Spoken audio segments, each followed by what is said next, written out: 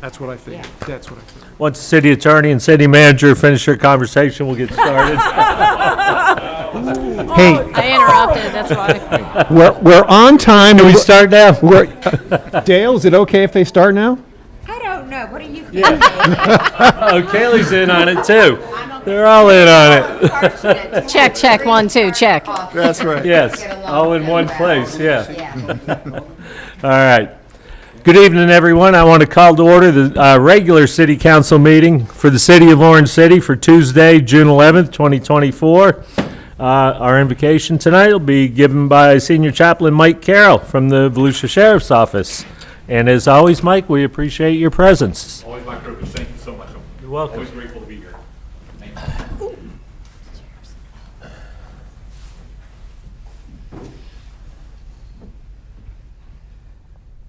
Awesome. Love technology. We can hear you without it. Okay. Father in heaven, again, we thank you. We are grateful. And we thank you for this precious city. We ask again that you would protect this city, that you would watch over it, that you would keep it safe. We pray for our first responders, as many are out now on the road. Be with them, cover them, and protect them. Thank you for them and for all they do for this community. Thank you for this council and these men and women that work so hard. So many things they do behind the scenes to help this city run efficiently and run well. Guide them, direct their steps, direct their thoughts, grant them the wisdom and the understanding and the insight that they need as they tackle difficult problems. Bless this city, watch over it, protect it, and keep it safe. Cause it to prosper and succeed. And we thank you now in the name of Jesus. Amen. Amen.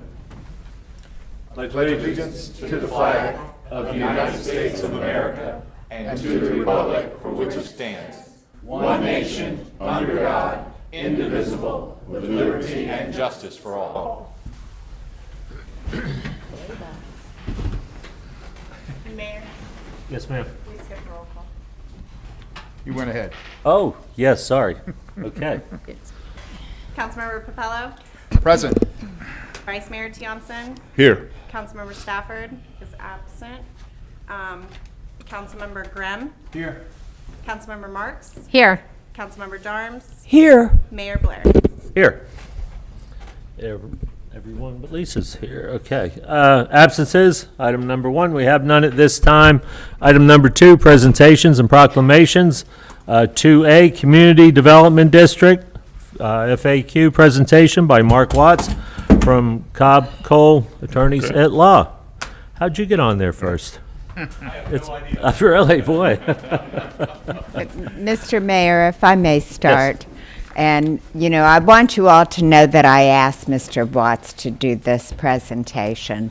He and Becky have been having discussions about a big zoning change for a couple of years now.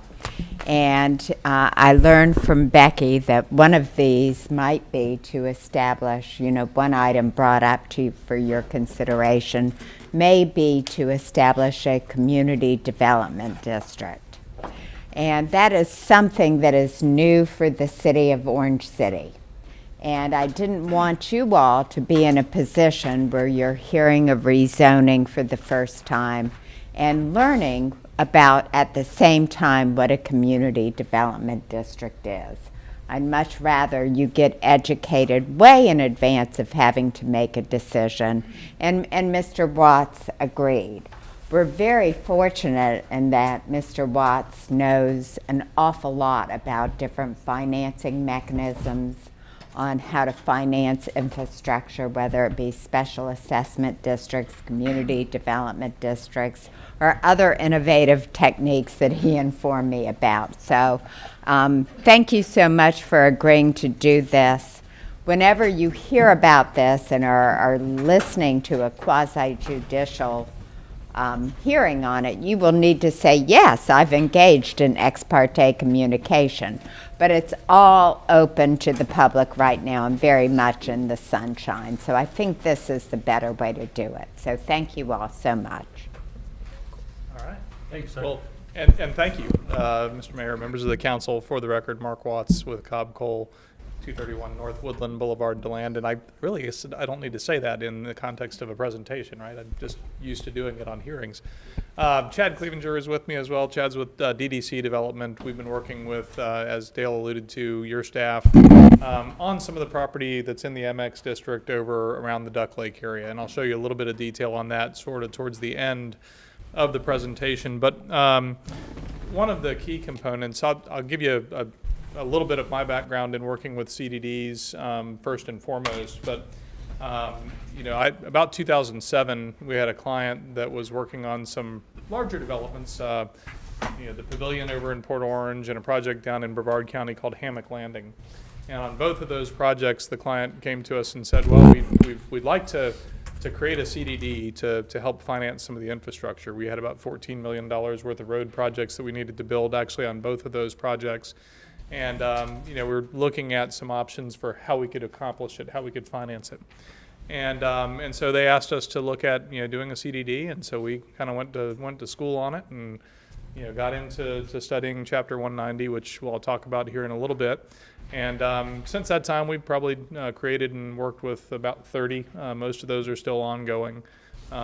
They range anywhere from districts that purely cover single-family residential neighborhoods to, I would say probably the most complicated one that I have is if anybody get to Gainesville anytime on a regular basis.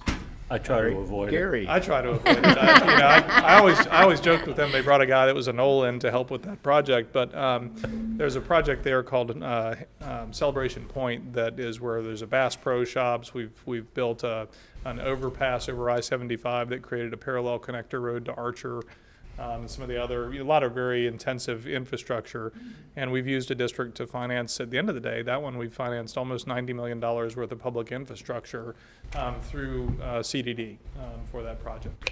So let me give you a little bit of background on it first. So when we talk about, maybe?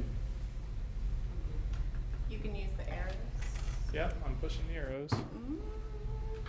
Let's see.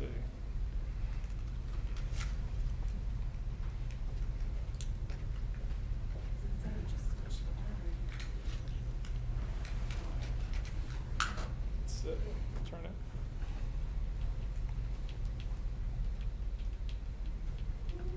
Technology is only good when it works. Bear with us just a minute. Are they doors so?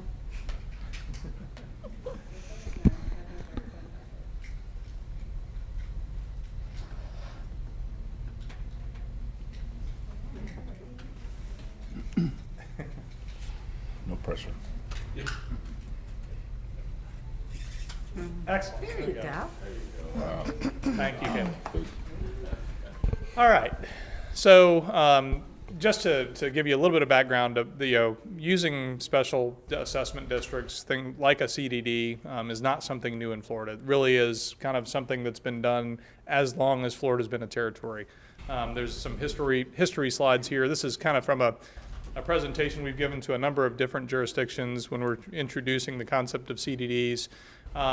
And so I'll kind of go through these history slides fairly quickly so that we don't have to talk a long time about the history of it. But when Florida was first established, you had Pensacola and St. Augustine, and there wasn't really a road network. And so the very first districts that came together, that were created, really were to create that road network to connect the two population centers and ultimately build the capital in Tallahassee in between. And at that point in time, I always thought it was interesting. They didn't really have any taxing authority. They just said, you're a district, you can go conscript people to work for you and help build a road through different sections of the state. So interesting tidbit on that. But that approach to development of the infrastructure in the state of Florida, has been something that has been really kind of a continual part of our history. You can see here in 1854, the Alachua Savannah. So I think this related to Paynes Prairie and some of the areas there that, there were some drainage improvements and everything else put in. you know, that really was, you know, kind of another one of the early special assessment districts that the state established. And then in the 1920s, you know, you started to see a lot more districts coming in as the original real estate boom came forward in Florida. Florida Inland Navigation District, if you ever talk about find grants and things of that nature, that one's still around. We still interact with them on a regular basis, so it's getting ready to be 100 years old. You know, continuing into the 30s, and then, you know, post-World War II, during the baby boom and everything else, and the building booms that occurred here, you really started to see a lot of special assessment districts and special districts diversify and proliferate throughout the state. They can address anything from aviation, fire control, fire prevention, fire service districts, security, you know, research and development, welfare, housing. They really can run the gamut of the types of services that are provided through this particular mechanism. So currently, and this is probably this is a little bit stale. We probably need to update this number, but there's currently about 38,000 special assessment districts throughout the United States. And in Florida, there's about 1,700 different districts that are, you know, special assessment districts. You see some of them. You've got things like the Soil and Water Conservation District. You've got things like the Mosquito Control District. Those are, you know, kind of those districts that are established to, you know, accomplish a particular goal and really kind of own and finance and maintain particular services or infrastructure. You recently had to deal with this. Over the past several years, you've come in and tried to fix a situation with Kentucky and the southern portions of Kentucky where you didn't really have a maintenance entity. You didn't have the ability to come in and find somebody to fix the road. So I think the city did absolutely difficult but proper thing, and you used the mechanisms that were available. You know, kind of created the capital improvement plan to fix that road, and then the financing approach to, you know, to implement that plan. So you've had recent experience with that, and you created a dependent, you know, special district, one that really is you, but you've established kind of a portion of the city that is subject to those assessments. So when we talk about CDDs, CDDs kind of came along with the state of Florida's maturation, if you will, in growth management. So as we started getting into planning on a broader scale, planning for things like developments of regional impact, and then ultimately planning for the community, the Growth Management Act that came in the mid '80s, we not only put in the requirements for infrastructure to be built as development moved forward, but also created some of the tools to finance it. And so, you know, starting in 1975, you started shifting over and creating the ability to do community development districts. The current version, or it's been modified a few times, but the real structure of Chapter 190, which is just like you've got a city charter, Chapter 190 serves as the statutory charter for all community development districts. If one is granted, then the powers and the procedures and everything else for a CDD are laid out in Chapter 190 of Florida statutes. So that's been in place since about 1980. And as I mentioned, kind of since that time, there's about 600 that are active and working on development, maintenance, financing of infrastructure for development throughout the state of Florida. So, and I'll go through a handful of them that are actually here in this area as well. Actually, I'll mention that now because I think I skipped the slide. In West Volusia, for a long time, there weren't any CDDs. We actually had established a handful of them over on the east side of the county. If you go to LPGA, the Indigo Community Development District is the district that financed all the infrastructure for kind of everything that's west of I-95 in the LPGA area. Here in West Volusia, we have 4 currently. There's one in DeBary. If you've been down there and seen the Rivington project on Fort Florida, that's behind the, kind of that area behind the train station. That is a CDD that we worked with the city of DeBary to establish about 5-6 years ago. And it's been, I think, a very successful example of how you can use that as a tool for creation of infrastructure. DeLand has 3. For a long time, DeLand had not considered or had really not been a fan of creating CDDs. We worked with the city, kind of talked through the benefits that they can represent, and established the first one for a project called Lakewood Park that's along Martin Luther King on the east side. Created some additional road infrastructure that served not just the project but the community. And then 2 other projects, the Cresswind DeLand, which is up next to Lake Winnemucet, and the Kepler Road CDD, which is where the Beersford extension is currently coming into MLK in DeLand. So those 2 districts actually were just created about within the past 6 months. But one of them is actually in the process of issuing its first round of bonds to help finance the infrastructure. So I'm going to talk briefly about establishment. There's probably more information than is necessary here, but when you look at 190, if you've got more than 2,500 acres, then you go to the governor and cabinet sitting as the board of trustees of the Internal Improvement Trust Fund. No, that's not right. Florida Land and Water Adjudicatory Commission. There it is. Keyword. They wear a lot of hats. But it's the governor and cabinet, basically. If it's over 2,500 acres, then the petition goes to them, and they have the ability to approve it. If you are in a county or in a municipality, then it's the jurisdiction that the property is located in, if you're under 2,500 acres, that has the ability to review a petition and consider it, approving it by ordinance. And so it basically comes to you. The only distinction is it takes a little bit longer with the ordinance. You've got to advertise it for 4 consecutive weeks prior to that second reading on the ordinance. So that's the procedural aspect of it. What a district can do is really kind of listed here. And this is all, again, taken from that charter that's in Chapter 190 of the Florida statutes. So essentially, you're used to seeing a development project come through, and you look at it and you say, okay, we're going to approve the zoning, we're going to approve the development order for the preliminary plat or the site plan.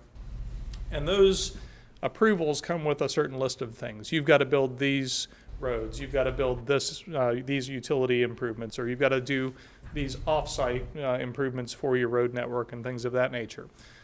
Anything that is listed in a development order, like a development agreement or like that site plan development order, is eligible for financing through a CDD. Water management, stormwater, utilities, bridges, culverts, public transportation facilities, parking improvements, mitigation costs, habitat preservation and restoration. Those are all kind of the typical things that you can see financed through a CDD. If approved, so you have certain rights that are automatic if a CDD is established, and then there's other rights that you can say, and city, we'd like to do these things also, and the city can choose to grant those or not. But you can also, in certain instances, do parks and recreational areas and facilities, fire prevention and control facilities, school buildings, security, mosquito control, and waste collection. So those are the other things you can do if you ask for it and the city or county chooses to grant. So how do these work? From a funding standpoint, one of the most attractive things about a CDD is kind of like the city. A CDD can go to the bond market, the municipal bond market, and borrow money for the implementation of a capital improvement plan that's tax exempt. So it's a lower cost means of financing that infrastructure. You can also charge fees and other kind of minor assessments. So for example, if you've got a recreational facility that is funded by the people that live within a district, you also have to keep it open for the public. But they may charge a fee to the members of the public because the people that live there are paying an annual assessment. And so that's another mechanism that a CDD has to kind of finance and maintain its infrastructure. So here's the various things. I've kind of touched on this a little bit, in the prior slides. Typically, CDD, again, anything that's in the development order, a CDD has the ability to finance. But we know that roads are not a simple thing. Utilities are not always a simple thing. So you may have a road that we have to improve for a development project that's a county road or a city road, or it could be a state road. And the CDD, is a tool that can finance any of those improvements, but the actual infrastructure remains owned and maintained by the entity that owned it. So if we're improving a city road, it can stay a city road. Same thing for the county and things of that nature. The key is that the funding mechanism is there to help finance that capital improvement infrastructure. Things like, some of the internal roads, that could go either way. They can either be city-owned and maintained, or in some instances, they're owned and maintained by a CDD. Stormwater, trails, those types of kind of neighborhood scale improvements typically do stay with CDD for long-term ownership and maintenance. I'll touch on that in a minute, but actually, it's the next point. One of the key things with a CDD that I see as a key value is, HOAs, and this was an interesting statistic. We were looking at this a couple weeks ago for another district discussion we were having. You tend to run about 85% on your collection rates with HOAs. A little bit more if you've got an aggressive board. CDDs tend to run 98 to 99% success on the collection of their assessments because they go on the tax roll. And so instead of having to rely on, your volunteer treasurer on an HOA board to send out, some of your billing and stuff like that, you actually have it as a part of the tax roll, and it goes out as an operation and maintenance assessment. You've got a board of supervisors. So you have a 5-person board of supervisors that when you file a petition, so the way you go about creating a district is, we submit a petition to you as the city. It goes through your staff review. It comes to you as an ordinance on first reading and then second reading. It lists an initial board of supervisors that is, 5 members. They have to be residents of Florida. They have to be qualified to hold office in Florida. Once established, those members of the Board of Supervisors are there for 60 days, and we have to have a landowner election. And the initial election is 1 acre, 1 vote. So you vote the board in at that point in time, and you do staggered seats. Some of them are going to get 2, and some are going to get 4 years. The key thing with a district is they're designed to transition so the residents control them. So by statute, when you get to a point where you're 6 years past the creation of a district, or you get to the point where there's 250 qualified electors that reside within the district, then the seats on the district board begin to transition over to general elections. So if you go to some place like Indigo now, all of the members of the board for the Indigo CDD over in Daytona are elected. I just transitioned one up in Flagler County in Hunters Ridge about 3 weeks ago. So that transition occurs, and it gives the residents the full control of the board and how it's managed. I've mentioned financing approach. So special assessment bonds are the way that a district can bring money in to finance the infrastructure. So essentially, the first step that we go through when we establish a new district is we say, okay, what are the things we have to build in order to be able to develop the land here? What are the infrastructure improvements? We have a district engineer that works for each district. They establish kind of what that scope of the improvements would be, what the estimated cost would be, and that becomes kind of like what you did with Kentucky. That becomes the basis for a capital improvement plan that turns into assessments on the property and can be financed, with bonds. Again, the key here is that the land that is benefiting is the land that is responsible for paying for the assessment or for the improvement of the infrastructure. Another key, which I think is probably coming up, it'll be coming up here in a second, they're tax exempt bonds, and they're only the obligation of the district, and they're secured by the land. So they're not an obligation of the city in any way. So from a benefit standpoint, one of the things that, from the development side, from the private side, you're able to kind of use your money in other ways because you have money coming in for the infrastructure. So whether that's helping to improve the quality of the project, using, your financing on improved recreational facilities that are HOA maintained or privately maintained, or that may augment and supplement the things that the district's financing. Those are all, kind of some of the benefits to the development community. You've got long and short-term financing options. Again, tax-exempt financing that is at a lower cost than what you're otherwise able to get. I don't know if any of y'all have been able to get to the bank, trying to look at interest rates, but we just closed we just priced bonds for a project down in Polk County last week at 5.35%. So a substantially lower interest rate than what you're getting in the conventional financing market now by 2 or 3 points probably. From the non-financial standpoint, this is a way to ensure that growth is paying for growth. You're creating a mechanism that allows for growth to cover the cost of the infrastructure improvements and upgrades necessary to serve it. You're providing that long-term professional management. You have a district manager, you have a district engineer. You usually have somebody like me that serves as district counsel to the CDD. And our job in that role is to make sure all of the assets and the infrastructure continues to be owned and maintained. And as I said, with a more higher success rate at collecting the assessments than with a traditional HOA. From a resident standpoint, one of the things I really like about districts, about CDDs, is they are public bodies. They're subject to the sunshine laws. They're subject to all of the public record laws. So just like what you do here, everything that occurs with a CDD happens, with public notice. It happens in public meetings, just like this one. And so it's a much more transparent approach. In fact, that was one of the reasons why we created one in DeLand for the Crestwind project, because we spent 25 hours of public hearing time negotiating, the design of a stormwater system there to protect Lake Winnimisset. And we wanted to have that managed by a public entity. And so we created a district. We are transferring the shoreline that was put into conservation into the district ownership, so it's now publicly owned. You've got accountability, just like the city. CDDs are required to go through financial audits that report to the state, just like any other state agencies or a public agency. So again, a much, much higher level of accountability than having just an HOA. And again, a lot of times you have both, depending on how the neighborhood is set up. Collection standpoint, you've got, again, as I mentioned, the assessments are really the financing tool.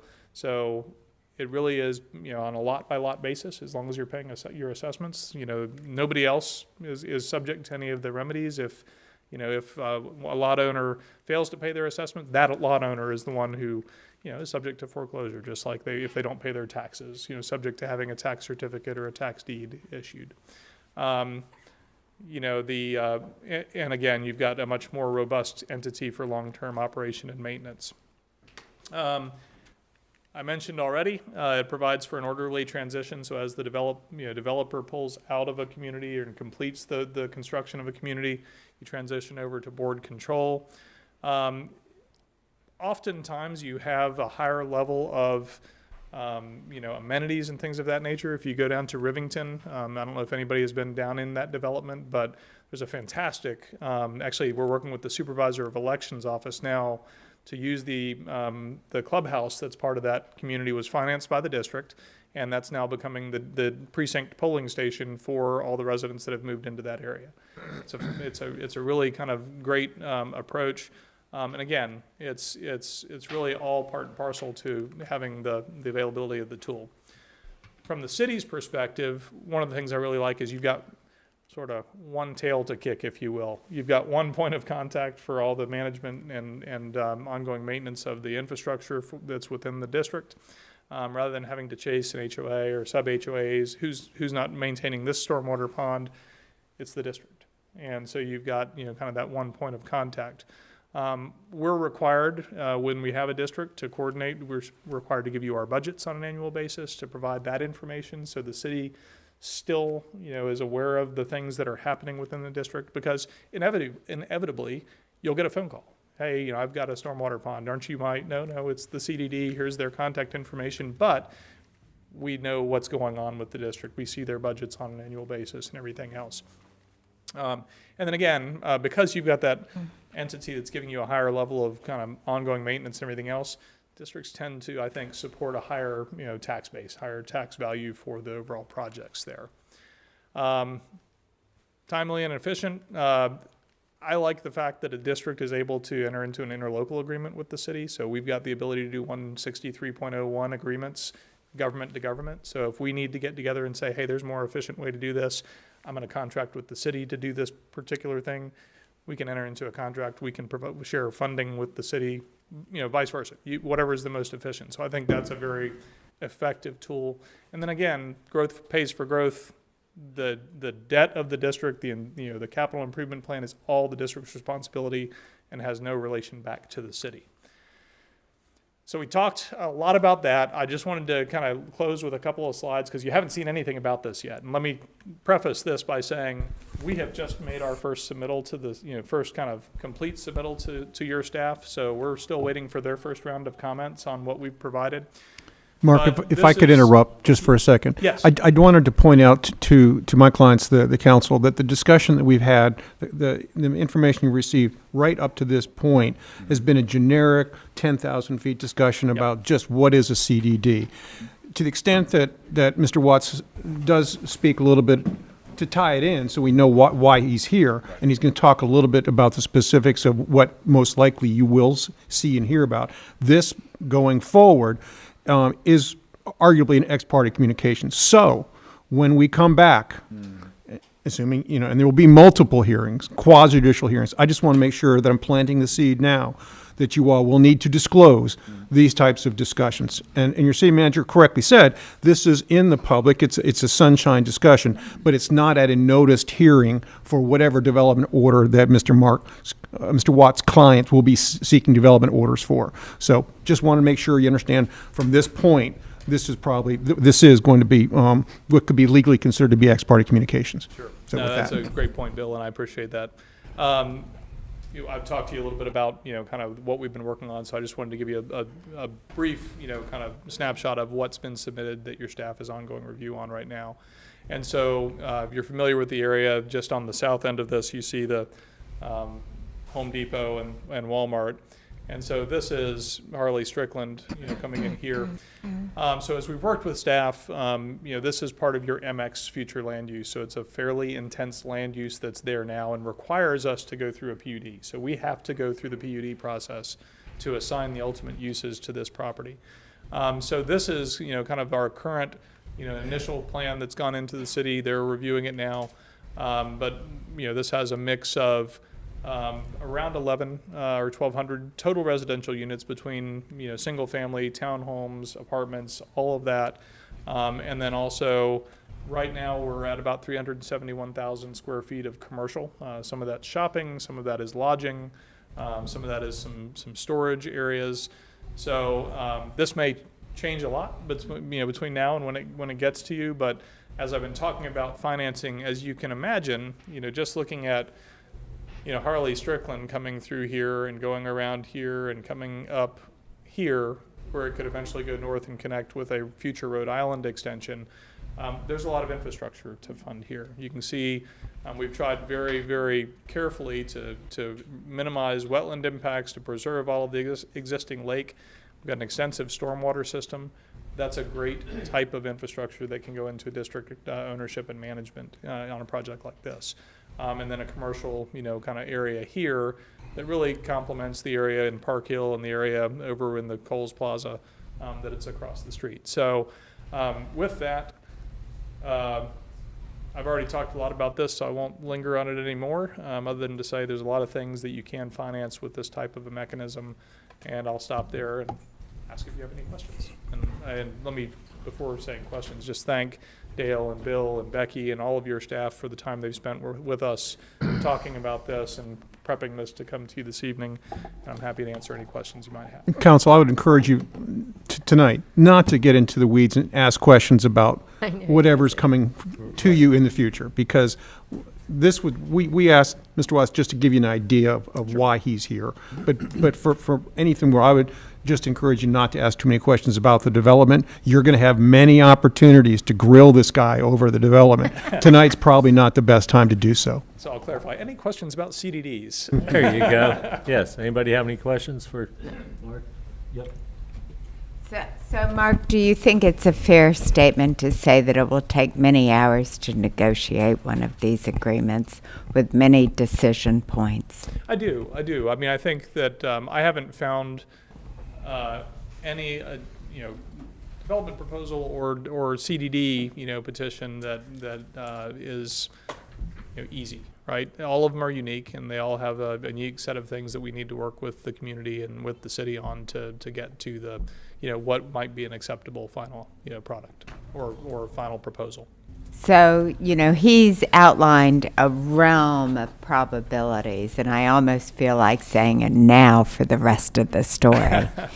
You know, because I think that the devil is really going to be in the details on these things, and that, you know, we're just going to have to tread carefully on that. And I've already expressed some of my concerns to Mr. Watts, but I do have just two questions. And really, please know it's been a fast minute since I did one of these. I think I worked on one when I worked for the city of Tallahassee as a planner right after and before the 1980 Growth Management Act was adopted, and it was called Lafayette Landings. Oh, okay.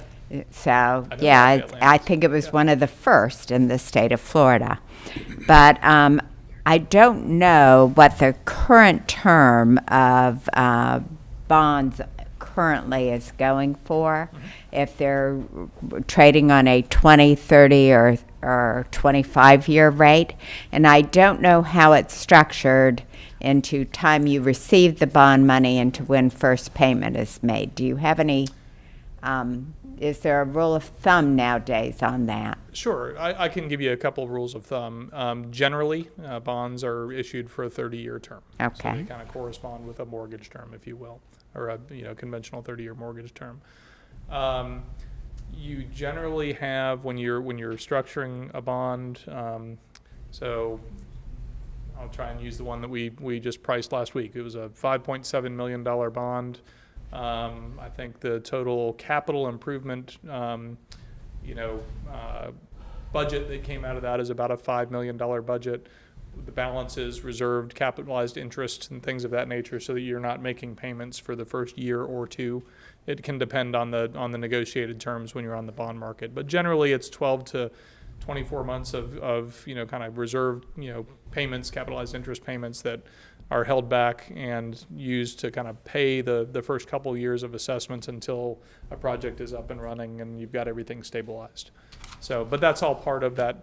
When we get into a bond issue, there's a very public disclosure process. We have to do what's called a preliminary limited offering memorandum that gets published on the bond market and says, here's every detail about what's going to occur here and how it's being financed and what the project is and who the developer is and all of that information. So, Thank you. okay. That was one. Did I answer two or? You answered both questions, so thank you. Good All job. All right, thank you. You got a question? Yes, so I see this as sort of a double-edged sword. I can see how we can preemptively pay for something that we're going to improve in the future, but just to lay insight on what happened with Kentucky Avenue, that's pretty different in that sort of when that got passed, there was a lot of pushback, number one. Part of it is because of the packaging, Right. and I know it's unique because we're having to reclaim property that wasn't ours, and we had to work it backwards. But I think if I can just reiterate, it's with the public, all is well and good until you say the T word, tax. Sure. And you're going to get a lot of pushback when you say special assessment, special, and then tax. So just the packaging of it and how we're doing, like with what I see, let's say there's a resident there who is looking at future projects within his community that's going to improve it and then improve the infrastructure, but then he or she gets assessed more for this property that they've been on and grandfathered in time with regard to, paying whatever they're paying. Now they're having to pay extra taxes, not seeing that maybe in the future it's better for them with what they're looking at with their property, maybe their value will go up, but just sort of the packaging, I think No, I think we need. Yeah, that's a great point. So when I bring a petition forward to establish a CDD, I have to bring it forward with the consent of 100% of the current property owners. So when it's being created completely with the consent of whoever owns the property at that point in time. Within the first month of creating a district, I have to file what's referred to as a notice of establishment that says this property is in a CDD and may be subject to special assessments.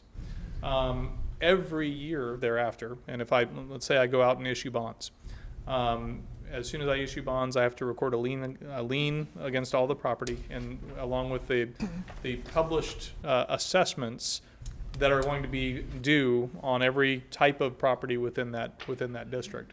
And so, unlike, you know, the distinction of doing it on the front end versus doing it and trying to retrofit something, is that all the consents that I have are up front. So if you're buying in that neighborhood, or if you're buying in that community, it's required to be disclosed on your deed that you're buying in a CDD. There's a notice of establishment in the public record. If there's bond financing, there's a notice of lien, there's a notice of public financing, and there's a notice of what your assessments will be on an annual basis. So it's very much public disclosure up front, so that you can make a choice as a resident, do I want to move into a community that has that additional burden or not? And Outstanding. so, Thank you. yeah. Ms. Marks? Is it true to clarify, I think where Councilman Timpson's going is, we did a special assessment, which is not the same exact thing as what you're talking about. We imposed a special assessment. This is different, this is upfront, like he's saying. Is that correct? Let me, Yes, and go ahead. so I'd like to share to you where I see some potential pitfalls on this, and what it means to you as a council person, is that, you know, how many owners of the property are there right now? A few? There are about 12 total on various pieces, but they're all relatives, if you will. So they're all part of one ownership Big group. family, maybe? Correct. Okay. So, you know, they want to do this in order to get the money to construct the infrastructure needed on-site or off-site. And I certainly understand the need to look at different financing mechanisms now, because construction has taken such a proportionately large share of the initial subdivision costs. And I think that's the issue that many subdivision developers are facing. It's not like in the olden days, just 15 years ago, where the developer put it in and got back all of his money to pay his loan back to the bank for building this. Instead, the purchaser comes in and they take on the responsibility of submitting their bank payment through the tax bill to their agency, which in turn remits it to the bonding agency in an annual or biannual lump sum fee. So they're buying in and paying for their infrastructure improvements over a multiple year, whatever's left on 30-year period. Where I think you might run into the rub is really when a person, not the initial buyer, but subsequent buyers, or sometimes an initial buyer who's lived there for a while, says, why am I paying 2 millage rates? Why am I paying 1 millage rate to my CDD district and a different one to the city?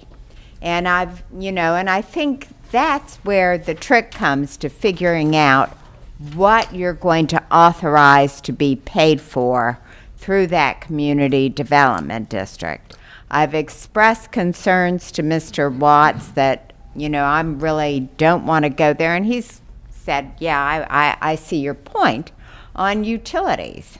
I don't want to have to start setting up separate utility fees because of the different maintenance entities within a CDD and the rest of the city.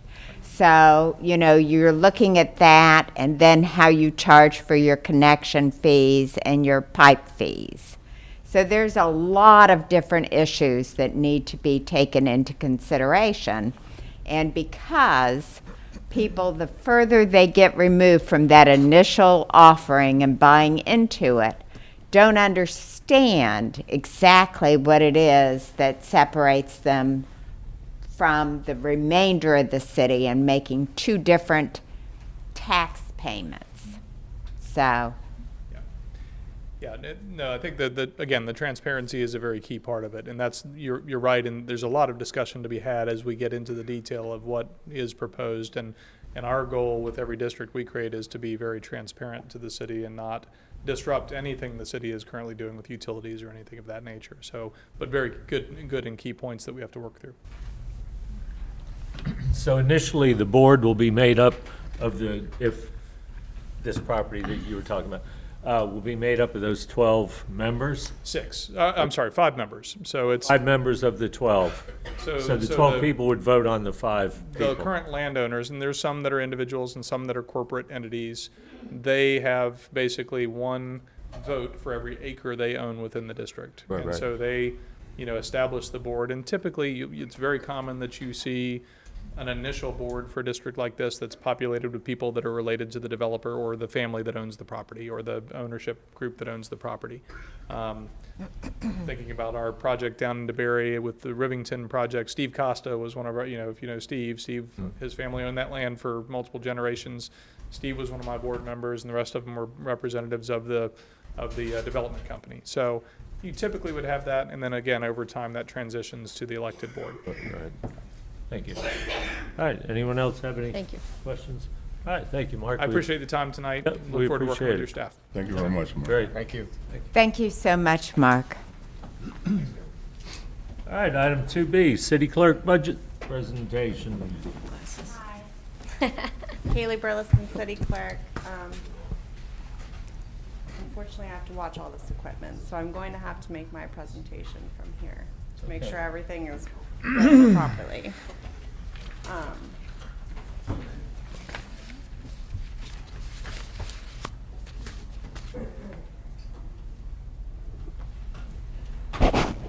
All right, so we're going to be discussing the City Council and City Clerk fiscal year 24-25 budget. There's our current City Council. So the proposed operating budget for the City Council is you have $150,850 for personnel services. Operating expenses, we're currently at $70,546. That number will likely go up some due to us receiving the Florida League of Cities annual conference information, and the fees have increased. So it is likely that I could potentially require a budget amendment for this year's conference. However, we will be increasing the number to cover the cost of that conference for next year's budget. And then you have a line item for contributions of $45,000. I'm going to break down the contributions that you all are making. You have $15,000 set aside for the neighborhood center. You have $16,000 set aside for our sponsorship program. That is the application program for monetary or in-kind sponsorship. Then you go down to line item contributions. You provide Blue Spring Manatee Festival with $5,000 a year. Everybody is Somebody, $2,500 a year. Cirrhosis Club is $5,000 a year, and University High School is $1,500 a year. The Blue Spring Manatee Festival is strictly for the Manatee Festival. Everybody is Somebody goes towards the heritage, multicultural heritage event. Cirrhosis Club is for multiple events throughout the year, and University High School is for the student government program. We'll move on to City Clerk. This is your staff in the City Clerk's office. For personnel services, we're at $286,000. I'm sorry. $286,711. And then operating expenses, we are at $63,693. Most of the increase for the personnel services was a pay increase that was previously approved by City Council. And then, of course, some increase in our operating expense. We've had a number of items, supplies that we use have gone up, and then conference fees have gone up some. Other than that, do you have any questions for me? I don't. Does anyone have any questions for Kelly? Very good, to the point. Appreciate it. Thank you. Thank you. All right. Okay, let's move on to 2C, the administration budget presentation. Dale Arrington. Thank you. So much like Kaylee, I will be doing two budgets for you this evening. The first one is called Administration. Thank you. And this is also known as the City Manager's Office budget. I'm not going to go into a whole lot of depth as to what we do in the City Manager's office. Of course, our first and our primary goal is to implement the strategy that the City Council sets forth for us on a citywide basis. And devoted to that is myself, Christine Davis, whose specialty is capital projects, but we interchange hats many times. In addition, in our office, we have 5 more people who work there, and we do programs and run administrative services, which provide services to everybody in the city. Those services are the personnel function, which hires, terminates people. I'm not meaning in a bad way, processes them through retirement. We do union negotiations, a whole wide variety of functions in personnel. We also run a 365 days a year, 24 hours a day, 7 days a week IT shop, in which we take care of literally 1,000 pieces of equipment that operate all the time, because our police and fire services and our SCADA operations and utility operate all the time. So always we have someone on call. In addition, we have a public information officer or a community engagement officer, which is Maddie. And she does all of our, oh, there you are, Maddie, sitting in a different place. She does all of our social media, all of our press releases, and assists in organizing all of the events. I think we're up to like 30 a year now that the city participates in, and does all of the administrative work for those in tandem with the Parks and Recreation Department. And of course, we have an executive assistant who's really in charge of all of us and makes sure that we're at our desk and get our paperwork done. So it is personnel services is staying somewhat the same, because this slide does not show any pay increases or any new requests for services. We also have operating expenses. And this year, these are going up for a couple of reasons. Some are up and some are a little bit down. But they're going up because, number one, the cost of doing a pre-employment background check has more than doubled. That has really gone through the roof. We have to pay that. We can't do without it. Secondly, we got some new programming built into those operating expenses, including after 2 years in a row, we've put in the breakfast Rotary Run and are just going to make that a standard item. And we have some additional new training that has been programmed, part of which is because we are part of a personnel consortium. So we've got some slight increases in operating expenses. The big ticket ask that I'm asking for this year is for a new position, and that is for a human resources generalist.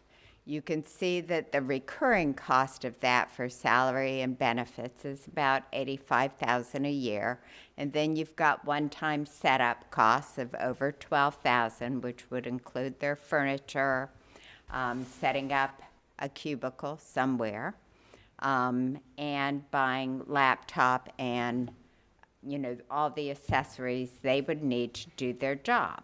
So why do we need another person in personnel? It's because there's too much for one person to do and too many employees for one person to handle. So if you look at the job responsibilities of a human resource officer, you can see that they fall into a number of areas. One is they are our fringe benefits administrator.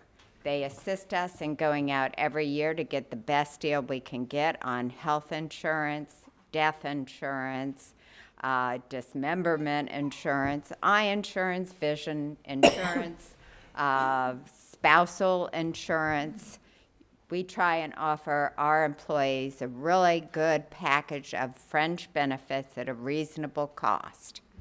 Secondly, they are also our risk management operator, in that they deal with all of the workmen's compensation claims that we have, in addition to third-party filing claims that could be tendered by someone having an accident on city property, and our liability insurance. So there's a lot of work that goes through that, including on our property insurance, where we just finished documenting the condition of all city facilities in case something happens during hurricane season. Another item that person spends their time on is employee training. And we have initiated some new programs this year to make sure that our employees are safe and to make sure that they understand the big picture of city government when they come to work here.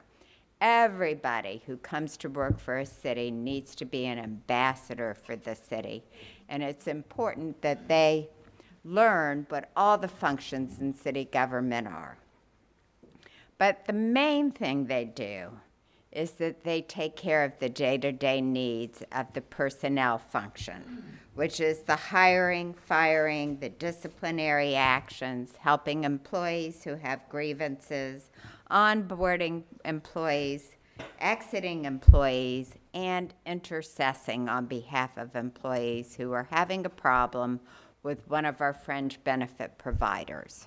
So, oftentimes a skilled navigator in those arenas can really help an employee cut to the chase.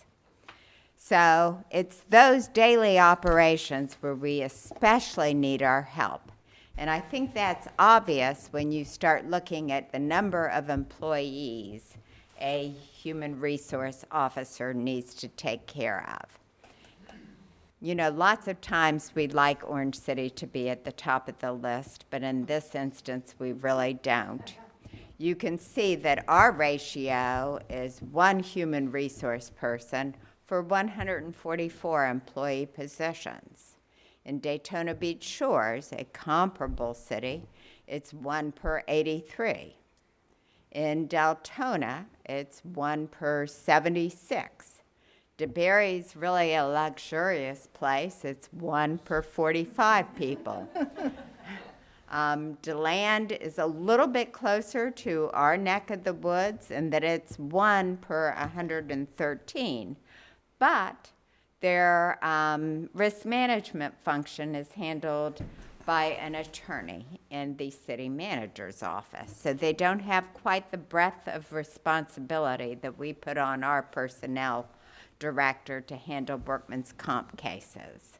And you can see that the list goes on, but by and large, we're at the top, and we're at the point where we really need help or the system's not going to work so good. So that's our big ticket ask in the city manager's office under the heading of administration. The second budget I needed to present to you is the general government budget. And the general government budget is really one that doesn't have much personnel to it. Instead, it is one that pays for expenditures that are related to general government services that benefit multiple departments, but that we don't have a way of charging back out to those departments. So in this budget, you will see quite a huge amount of operating expense and only a little bit of personnel services. And those personnel services are really because we didn't know where else to put them.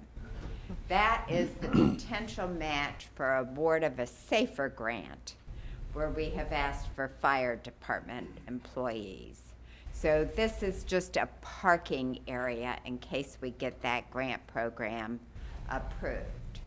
And we are asking for operating expenses. And those have gone up this year.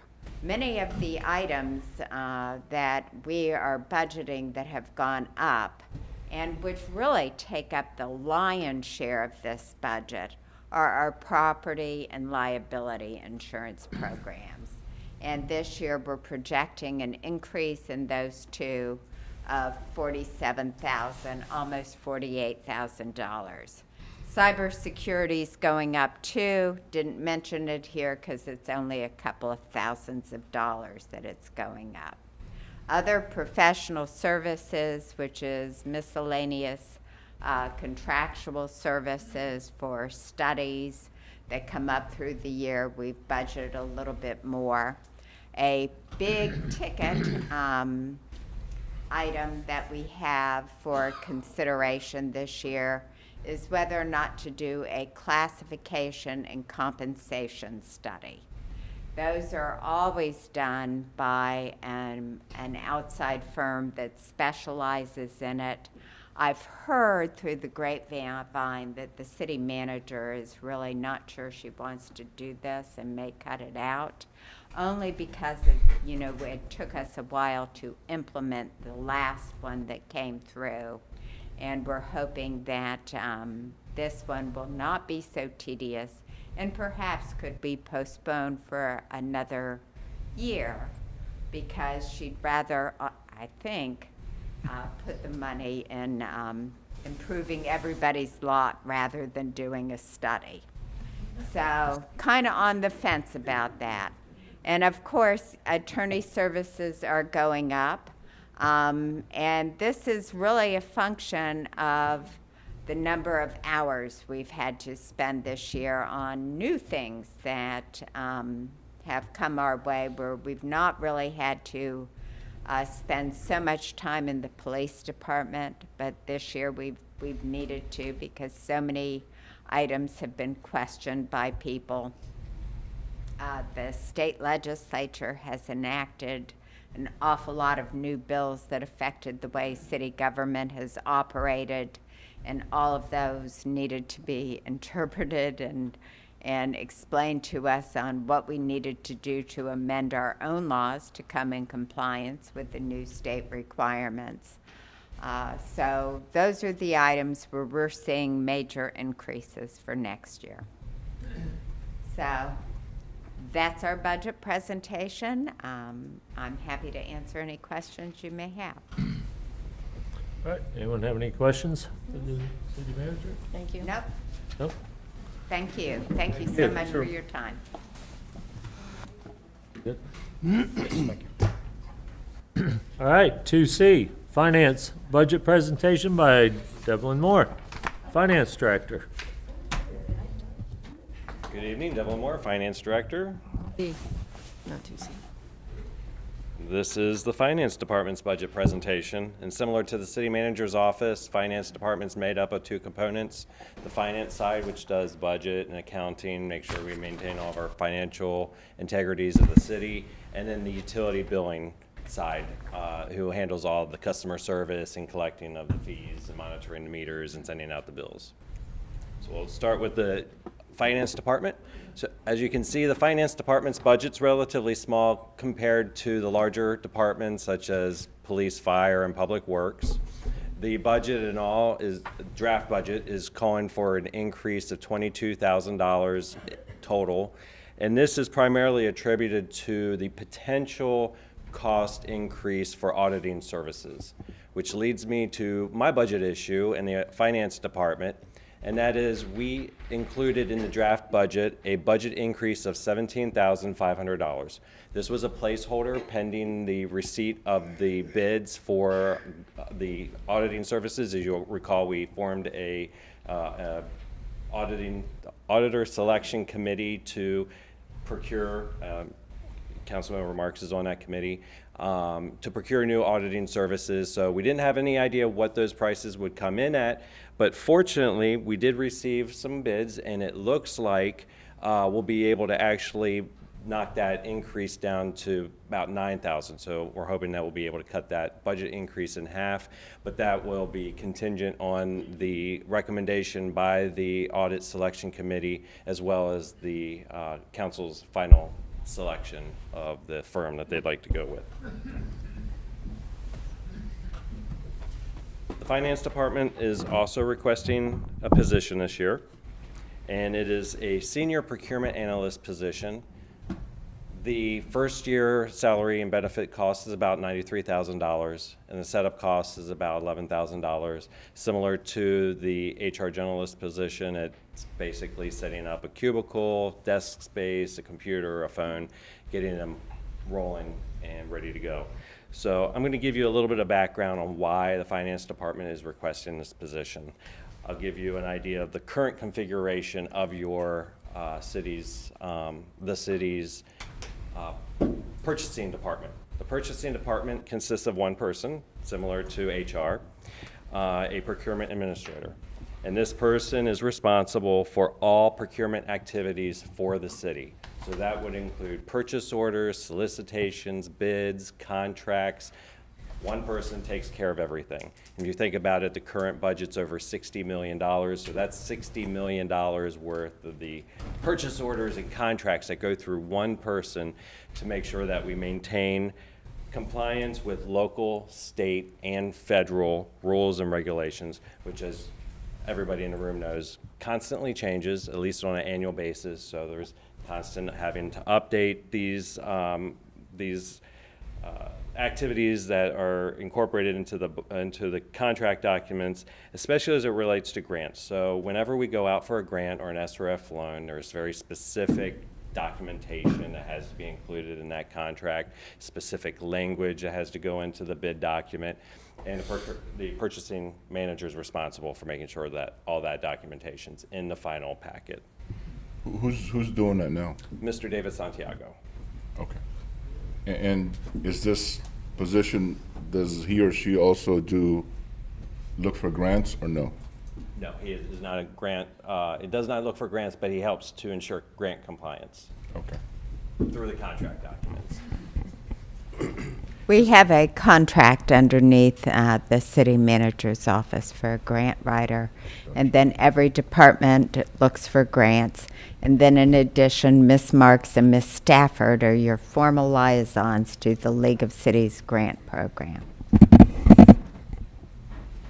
So some of the challenges that the purchasing department's facing is obviously workload, similar to the HR manager.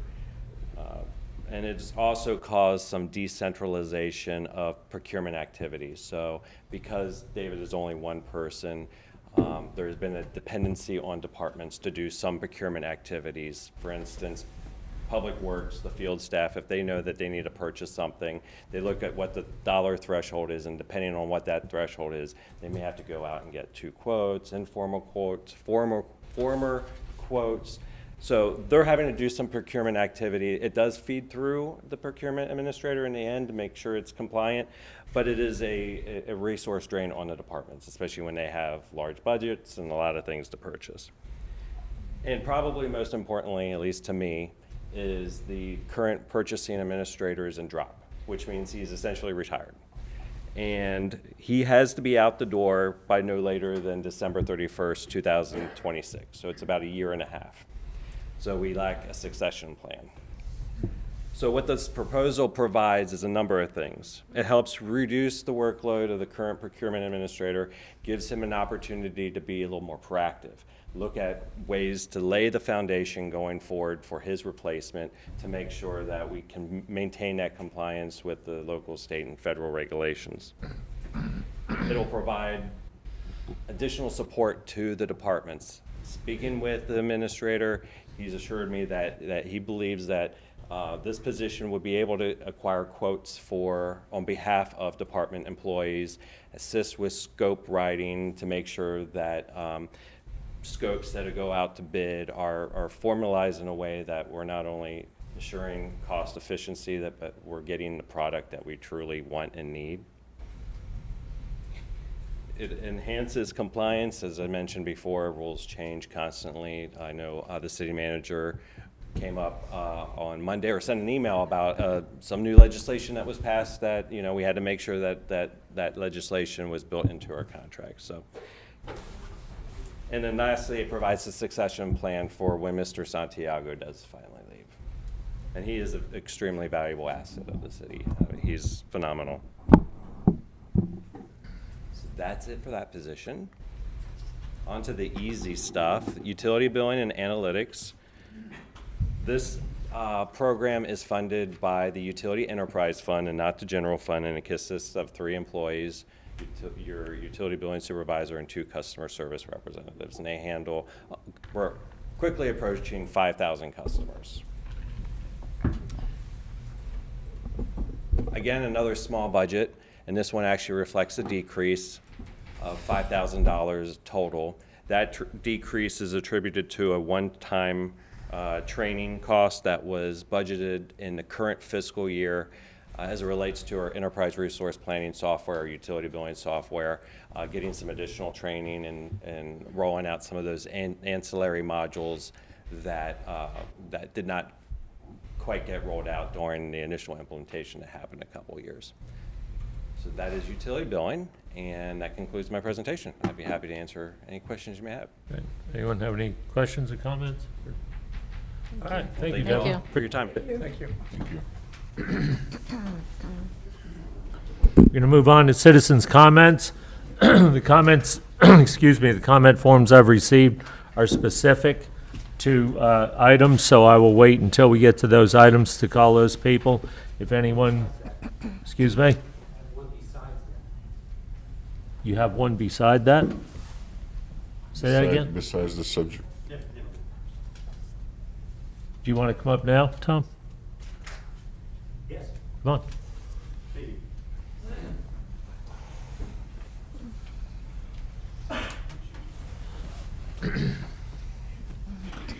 Good evening, Tom Idell, 339 East University Avenue.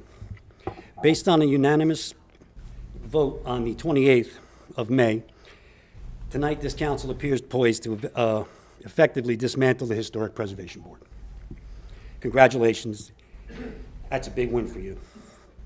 This will enable the city council to do whatever it wants to do in Orange City's historic sites. You have no checks and balances. You're giving yourselves the legal authority to tear it down and build as many parking lots as you want. With the new power, you'll be able to remove members at will, and you'll even be able to just do away with it at will when you decide to, which we smell is coming. So congratulations. Maybe you think it's going to make you more powerful. You've silenced the voices that disagree with you. You're practically on record stating that everything was fine until the Historic Preservation Board declined the demolition request. Instead of showing any interest in working together to meet multiple priorities for the City Council and staff determined that the best use of the power was to dismantle its opposition. We asked for communication, and instead we were given an attorney at every meeting directing us on what we could say and what we couldn't say. The council viewed us and treated us as adversaries.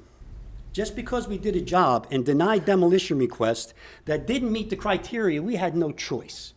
We had no choice. You weren't given the right information. You didn't listen to us when we had the power to deny the request. Why on earth would you listen to us when we are merely an advisory board? So let's imagine a new Orange City historic. Those historic structures are literally unprotected. We don't get more grant monies for restorations anymore. Our historic neighborhoods will soon look like a concrete suburbia. Beautiful homes will now be large lots with multifamily homes. And I asked the council, do you want to be forever known as the group responsible for this? Will this be your legacy? A parking lot? By the actions tonight, you're telling your constituents that you don't mean what you say. You've created a trust issue. I don't think that the next mayor wants to start their next term, his or her term, with that hurdle. Because anytime any of you, in current office or in office you seek, states that you value or protect Orange City's history, will forever have the receipts to prove that you don't. But congratulations again. I hope you enjoy the power trip. Thank you. Anyone else? Come on up, sir. Did you do a pink slip? No, sorry. Okay, that's all right. Yeah, just state your name and address for the record, please. Sure. My name is Daniel Lopez. I live at 800 Spring Cavern at the Blue Springs Community Center, Blue Springs Villas over here. I'm kind of representing my entire community. Ever since the water boil issue that we had, our water is still coming out a lot of it orange or yellow. It seems like other members of our community are having the same issue. Whether we have a Facebook page that we have for the community, and we're constantly seeing photos of the water either orange or a little bit of yellow.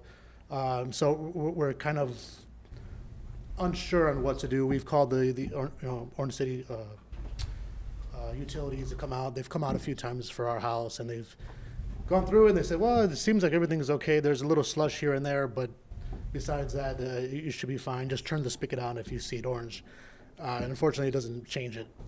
And it's still coming out yellow or coming out orange, some really, really orange for a few of the houses in our community. And it's concerning as a parent because I have to bathe my 3-year-old daughter who's here in that water. I don't know if it's safe. And I wanted to see what we can do or to get communication with you guys to see if that issue is being addressed, or has it even been brought up before, or what we can do so that we can make our water cleaner. I've done where I've drained our water heater, so it's not that. Our toilets are also coming up yellow and leaving residue, so I know that it's not the water heater. So I wanted to come here on behalf of my community to kind of talk to you guys and see what we can do about that, or what steps do we need to take, or who do we need to call to get this issue kind of fixed and situated. So did you leave your phone number on your, but you first, if you could fill out a pink slip, I will ask the utilities director to get with you and explain what's going on. And just today, if it's today's events that bring you down here, we had a problem at our South Water Treatment plant where we have encountered a high iron content. We did not adjust the chlorine quickly enough because it didn't hit our radar screen. And Migdalia and Robert have been working on that all day to finesse the chlorine levels to match the iron content of the water. So not just in your area, but in different areas throughout the city that were being serviced by a reverse flow from the South Water Plant, the water was coming out a yellowish color. That was tested. It is iron that meets, I don't know the technical name for it. It looks ugly, but it poses no health threat. So we're adjusting it with chlorine. So that was an incident that came up, I think, this morning. Is that correct? Or in the last couple of days.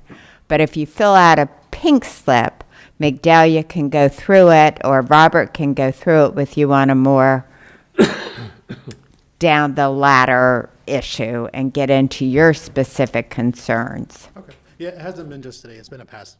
I'm sure. So as we bring on a new green sand filter project at the South Water Plant, we're having to switch which water plant we draw our city, we run the entire city from. So this has been going on for a while, and when we reverse flows in our pipes, it does produce particulate from the pipes themselves. That is old iron material that sometimes colors things, but they can go through it with you. Okay. We'll do. I mean, it takes more than a conversation. Based on my little bit of knowledge, they've got that much knowledge. No, I appreciate it. Okay, I'll fill it out then. Okay. Thank you, sir. Be sure to put your phone number on it. Yep. Okay, anyone else want to speak to the council this evening? Yeah, I have two slips up there. One for general and one for the ordinance. Okay, come on up for your general one.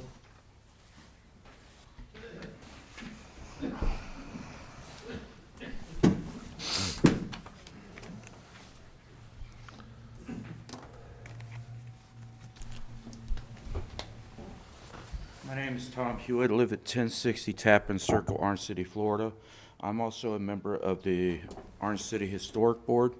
I have some questions that I think we need to find out some information on the shuffleboard.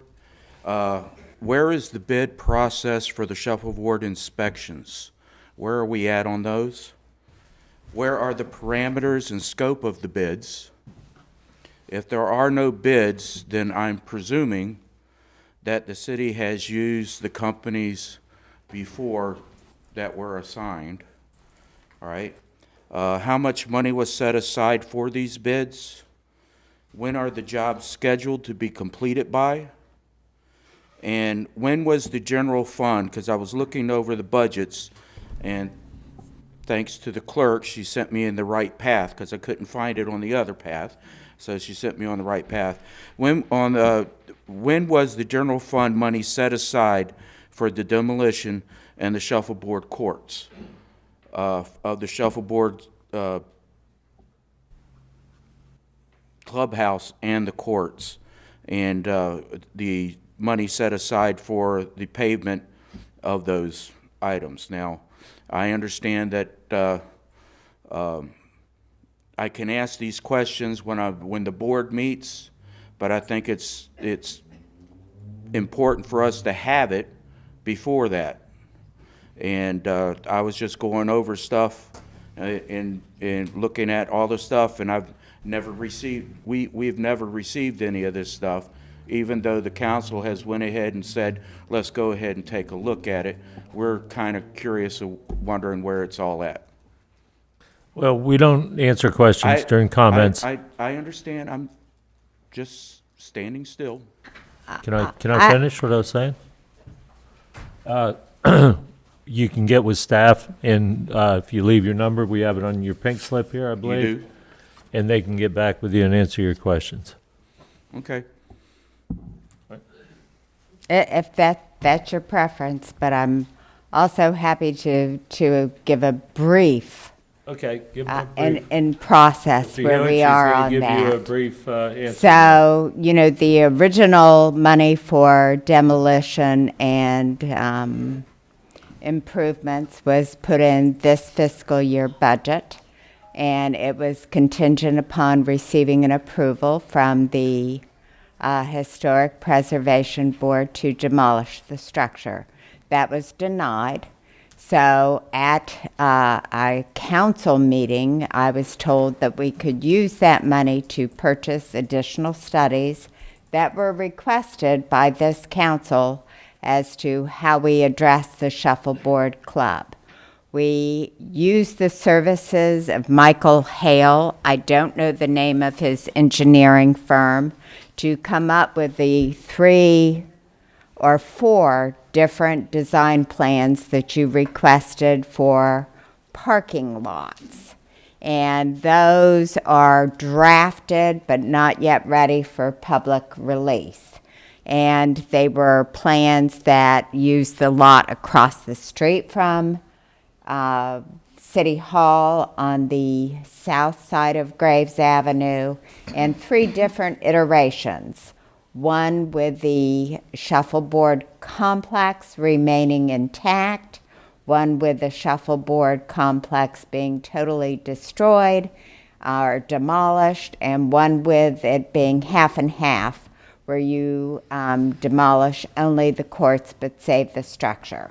So we're working on getting 4 different plans for your consideration.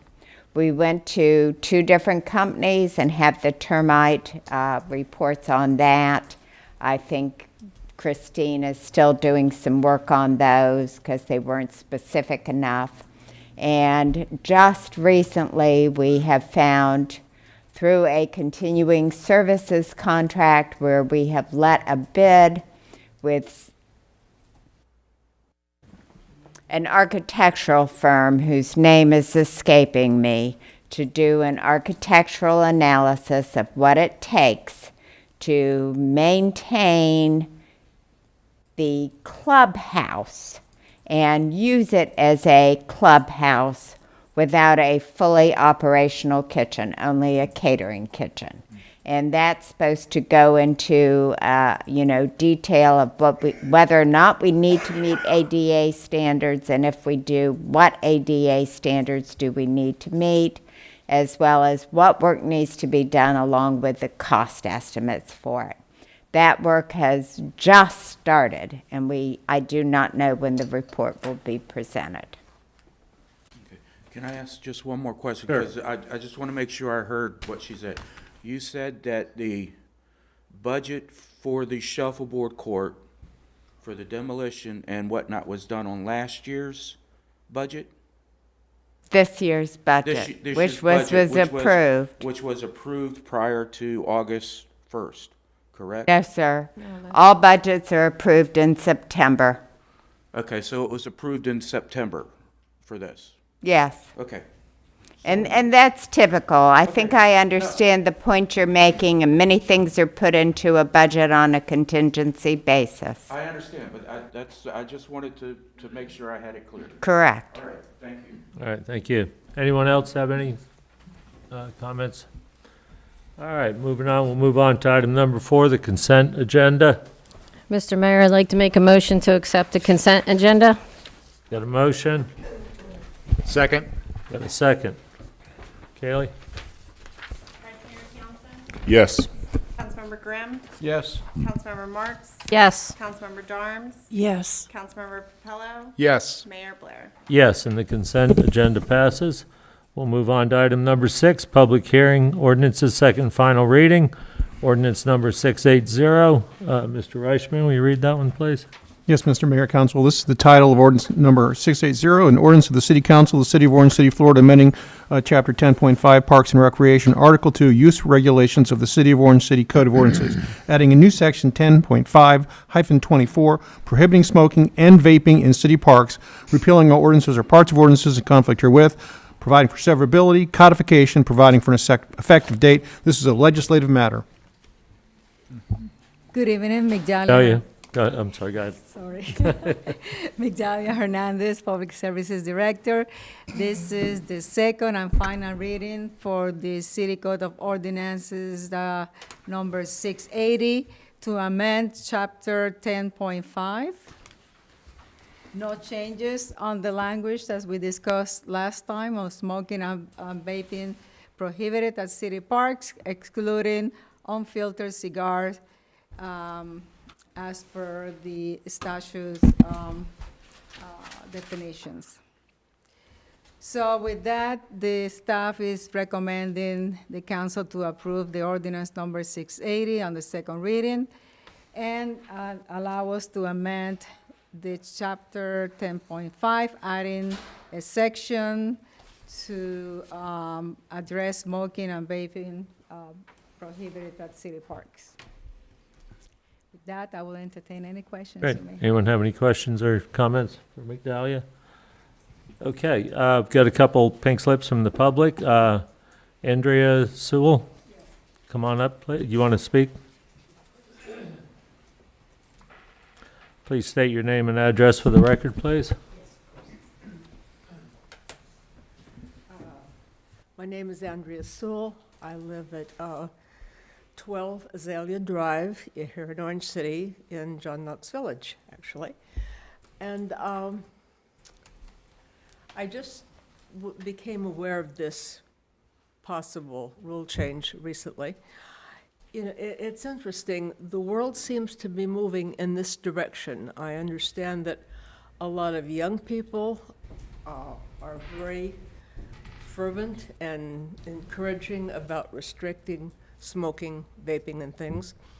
I spent my life in the travel industry, and I can remember the hue and cry when people were not allowed to smoke on planes anymore.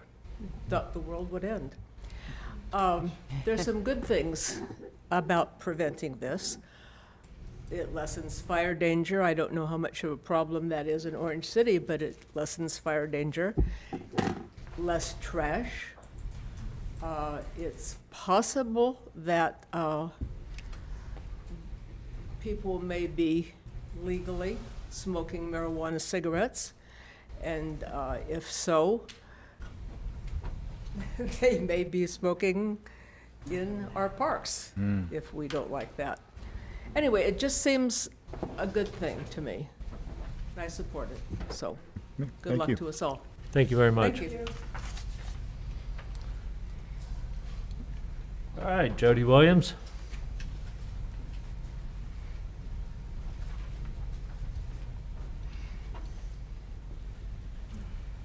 Good evening, everyone. The old school teacher in me says everybody should take a little stretch because you guys have been sitting for a long time. And hey, this is nothing yet. Exercise the lungs with the clean air here in the, Mr. Mayor, Madam Manager, Monsieur the Attorney, and my own council member, Ms. Darms. I also live in John Knox Village at 14B Azalea Drive.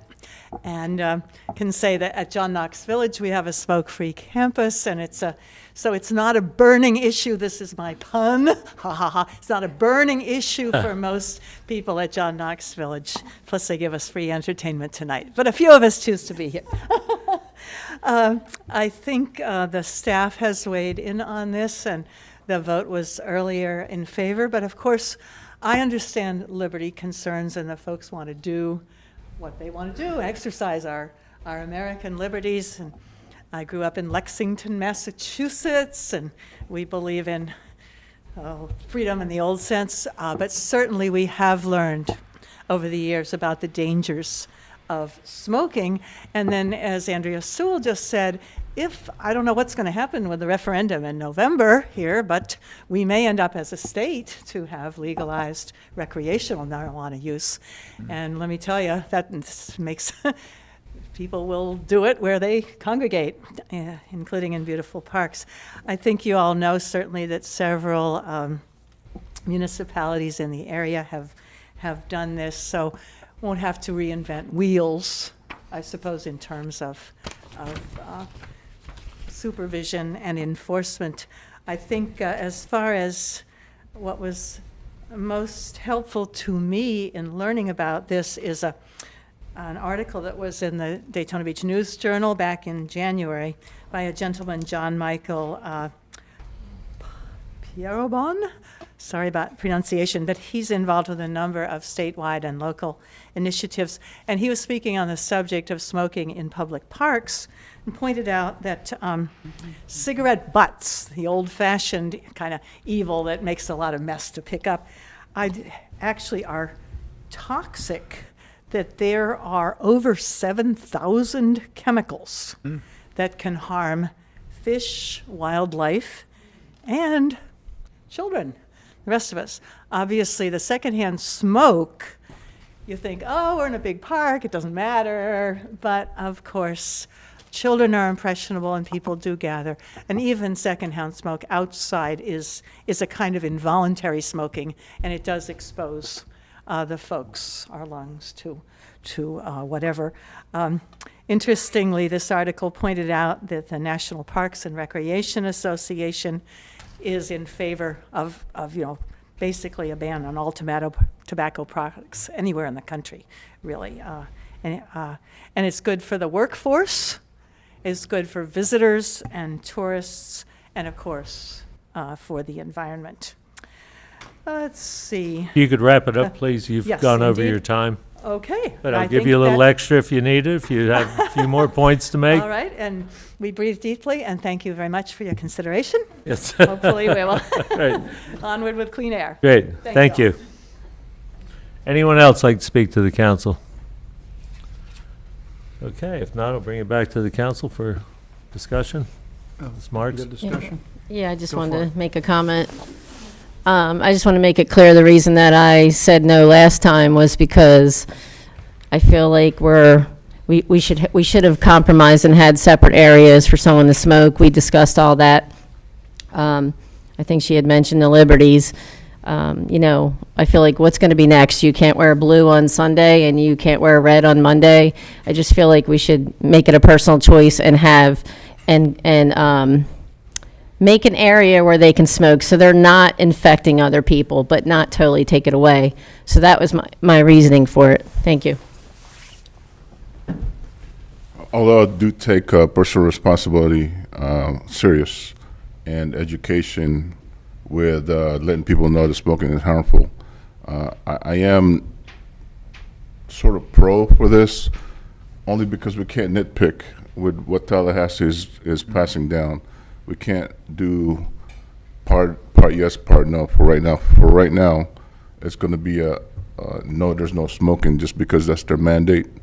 So all or not, I figure smoking is bad for you. I'd rather educate people to not smoking, but with regard to our parks, I have no problems with it passing at this point. All right. If nobody else has anything else to say, Mr. Mayor, I'd like to make a motion. We accept ordinance number 680. Got a motion? Second. Got a second? Haley? Councilmember Grimm? Yes. Councilmember Marks? No. Councilmember Darms? Yes. Councilmember Capello? Yes.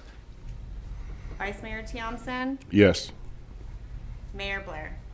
Yes, and ordinance 680 passes on the second and final reading. We will move on now to ordinance number 681.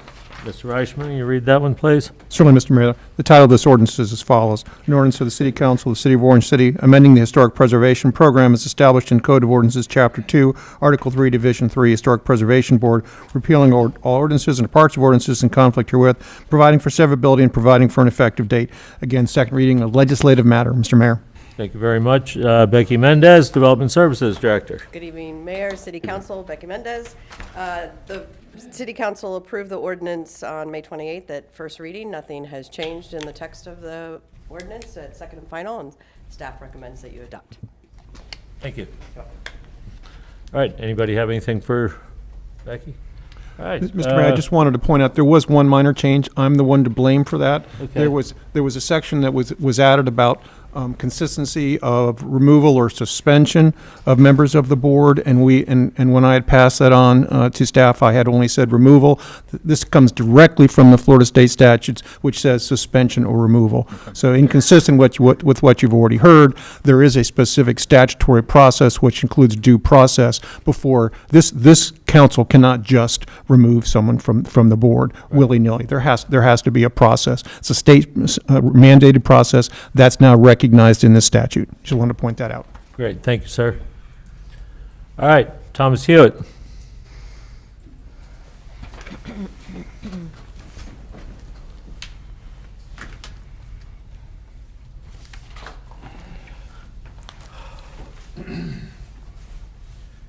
Good evening again. My name is Tom Hewitt. I live at 1060 Tappan Circle here in Orange City, and I am a member of the Orange City Historic Preservation Board. The council denied our certificate of appropriateness prior to having staff rewrite our thing for this thing that y'all are voting on this evening. However, the certificate of appropriateness would have brought us in line with the Florida Historic Preservation that could designate us as a certified local government. And this would have given us the chance for federal funds to help the historic district. Now, including in that, part of it states that the commission or the board should have, hold on, let me find it real quick. Where are you at?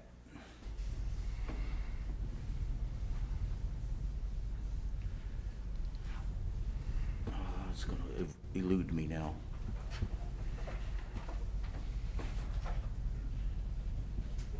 Okay. Well, I'll find it. But it does state that the commission, I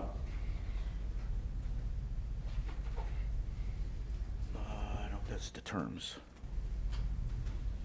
Minutes, nope.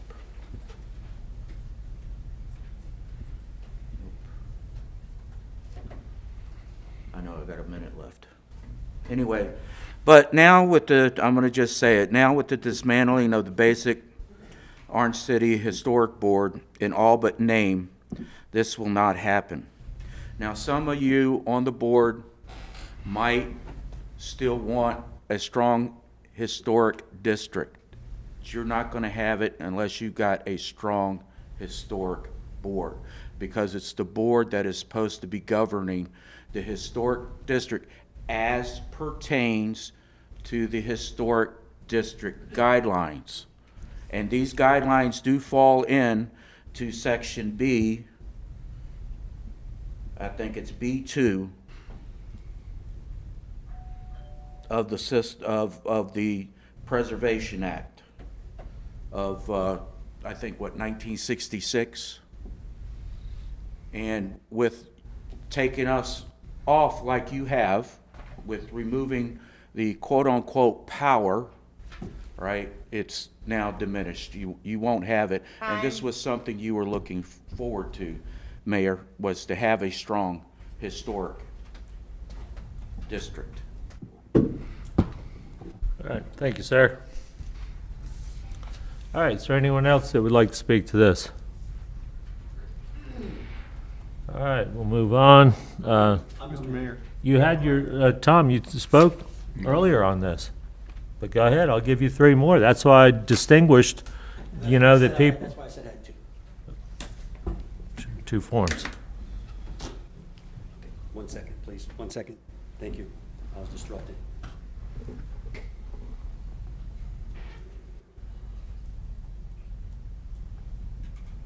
I appreciate that. Okay. Couple minutes. Let's do it true or false. Please state your name and address. Tom Idell, 339 East University. Thank you. True or false? The demolition request, the heart of tonight's action, was denied because it did not meet criteria of demolition. That's true. The city did not perform its due diligence to make sure that the demolition request met criteria. That's true. The staff request for demolition was based on a 4-point inspection intended for private residences, not a municipal recreation facility, and possibly misled the council. That's true. At city council, members were provided video evidence of the errors of the inspections. You've all said that you've received them. That's true. The city council was presented with 200 signatures on a petition to preserve historic site and still chose to seek demolition. Never spoke to anybody in this area that lives here. The city council also had a historic, the city council also had the historic site in Orange City removed from consideration from the county. Tried to put it into the 10 most endangered, and the city went and took it off the agenda at the county. The Historic Preservation Board was given an incomplete report regarding the future of Orange City's parks. That's true. When the board asked for the complete reports, we were told that it was too long and that we were accused of being conspiracy theorists. The city council has approved parks plan, but no plans for funding are there yet. That's true. Staff has stated that the parks plan is just a pie in the sky. That's true. We have no money for any of this, but we're going to put up a parking lot. The action to be undertaken tonight to remove all power from the Historic Preservation Board was threatened a few weeks ago and intimidated the board members. That's true. Under the new structure, the city can remove any member at any time for any reason. That's true. And under the structure, the city can dissolve this board at any reason for any time, at any time they want to. Under the new structure, the city will dissolve this board. Every resident in Orange City should pay attention to the city's council action. The potential effects are chilling. Just taking away all your power. We have none. As citizens, we have none now. Thank you. Thank you, sir. Anyone else want to speak to the council on this item? Come forward, okay. Seeing none, I'll bring it back to council for discussion. Okay, can I have Mr. Reichman and/or city manager just address some of this? Like, Yeah, there's a lot there. I'm happy yeah, to. there's to a get- lot, but just kind of put things in perspective about what our position is. Well, in what the we're, city. what, the main thing of what's And happening. the subjective way we're looking at this property.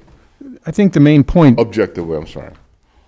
The main point of this ordinance, as I understand it, is not to remove the protections of historic preservation in the city of Orange City, but just change the structure of who's going to make the final decision.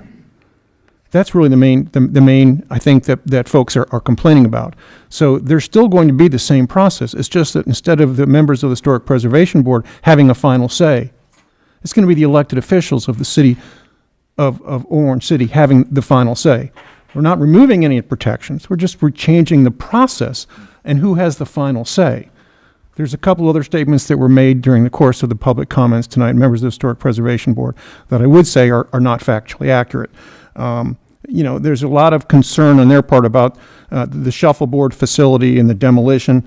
Again, a lot of what's contained in this ordinance is not specific at all to the shuffleboard facility. It has to do with, again, as I mentioned before, just the process that the city council wishes to use. There still will be a Historic Preservation Board. It cannot be just eliminated as was stated. You'd have to change the ordinance. You'd have to change your code. And as I mentioned earlier, you can't just remove members of the Historic Preservation Board. Indeed, there's more protections arguably in this ordinance for members of the Historic Preservation Board because there's a recognition of the process that's required that includes due process for members before they can be suspended or removed. That was added in so that it's crystal clear that what the process is, because it wasn't in there before. So I think that despite all the dramatic comments, the fact is that the same protections are afforded to historic structures and historic areas within Orange City. It's just about who's got the final say.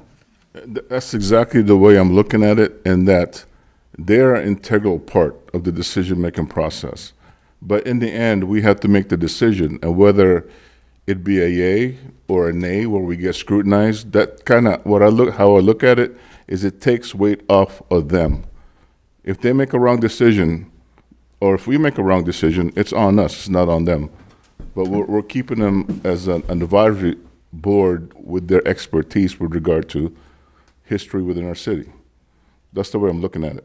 Am I correct? Yes. Absolutely. And then you will couple that with the other areas that, you also have purview over, giving a broader depth, much like with the Planning Commission when they make a recommendation to you to either approve an application or deny an application. So, it would automatically come to you for final action. So I concur with Mr. Reichman that it is perceived to be completely married to the fact that the demolition permit was denied. I don't think it is. I think it was perhaps inspired by that, and you saying that you needed to have, final authority on making these decisions. But the two are separate. And then I also concur with Mr. Reichman that there were numerous statements made that are not entirely accurate. I will say when applications were received by the County of Volusia to place city-owned properties and properties within the city of Orange City on a list that is handled by Volusia County, I looked at their ordinances and I saw that they were limited to only dealing with properties in the unincorporated area.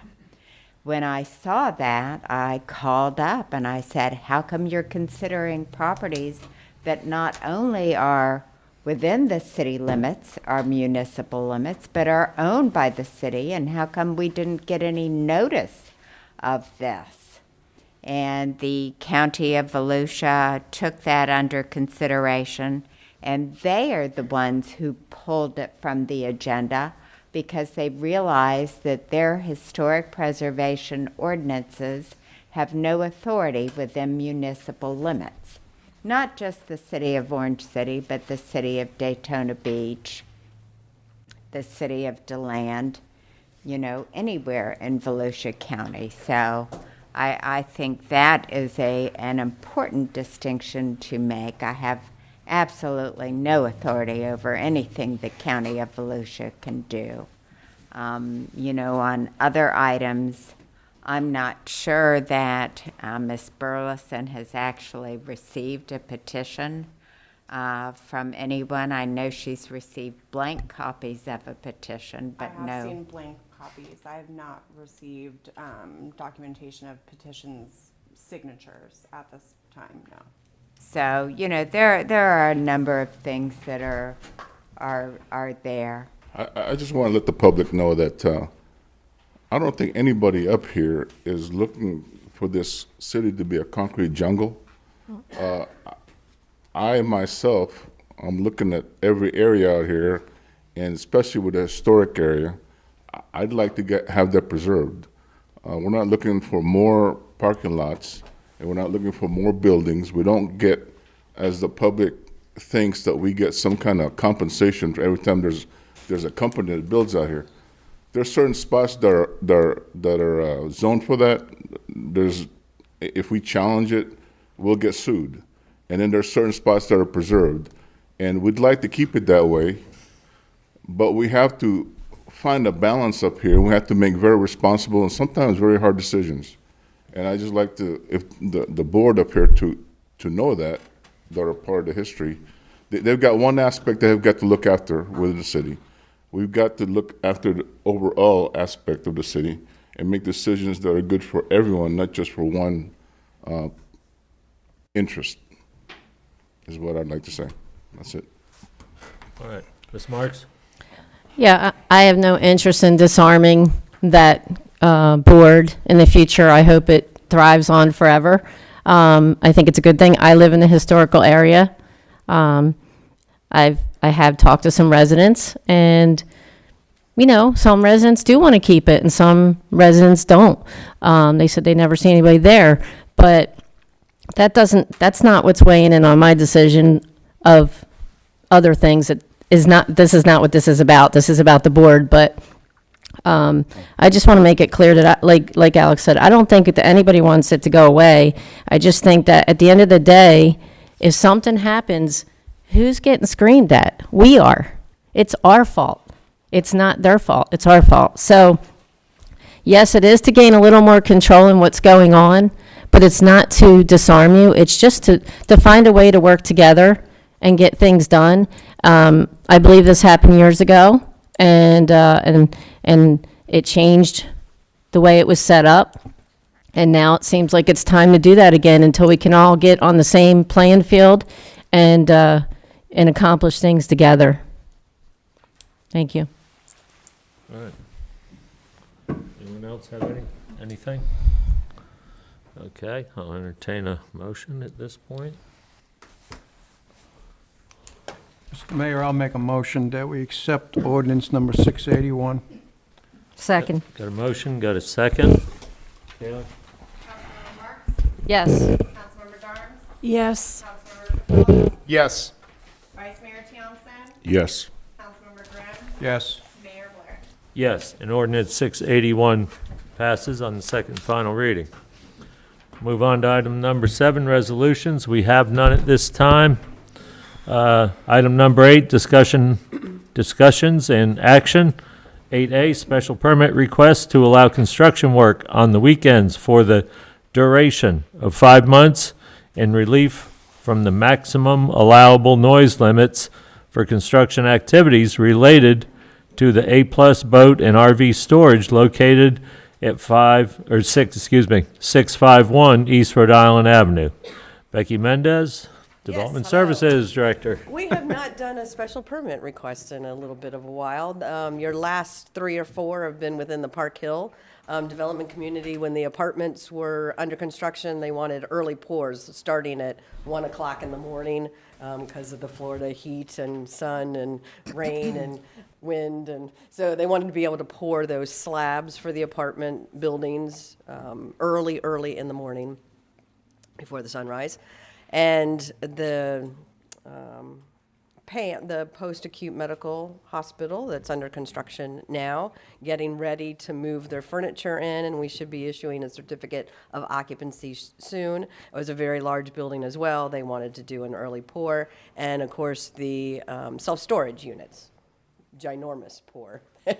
That took a couple of days, and that was an early pour. So this is a request we issued a site plan development order last month for the A-plus boat and RV storage facility, which will be located at the northwest corner of Rhode Island and Levitt Avenue, which I'm pretty sure that there's some council members here that are familiar with this intersection. And really anybody who's trying to get to the east side of the city, to the VMP corridor. Rhode Island is one of our major city thoroughfares, right, to get you there. And then, of course, to the schools on the other side of 1792. So our noise ordinance in the Code of Ordinances restricts any construction activity between the hours of 7 a.m. and 7 p.m. Monday through Friday, except if they get a special permit from the City Council to authorize construction outside of those timeframes. The owner's representative is here, partner is here for the storage facility, and they have requested a special permit to work on the weekends for 5 months because they want to get this up and going. I will tell you that as far as the site plan itself is concerned, it's really it's not a manned facility. It's going to be partly pavement, part gravel entrances. The main entrance will be off of Rhode Island. There will be like a knockbox emergency entrance onto Levitt, since it's kind of a narrow piece of property, and we didn't want the main entrance being within the traveled lanes of the roundabout that's proposed at the intersection.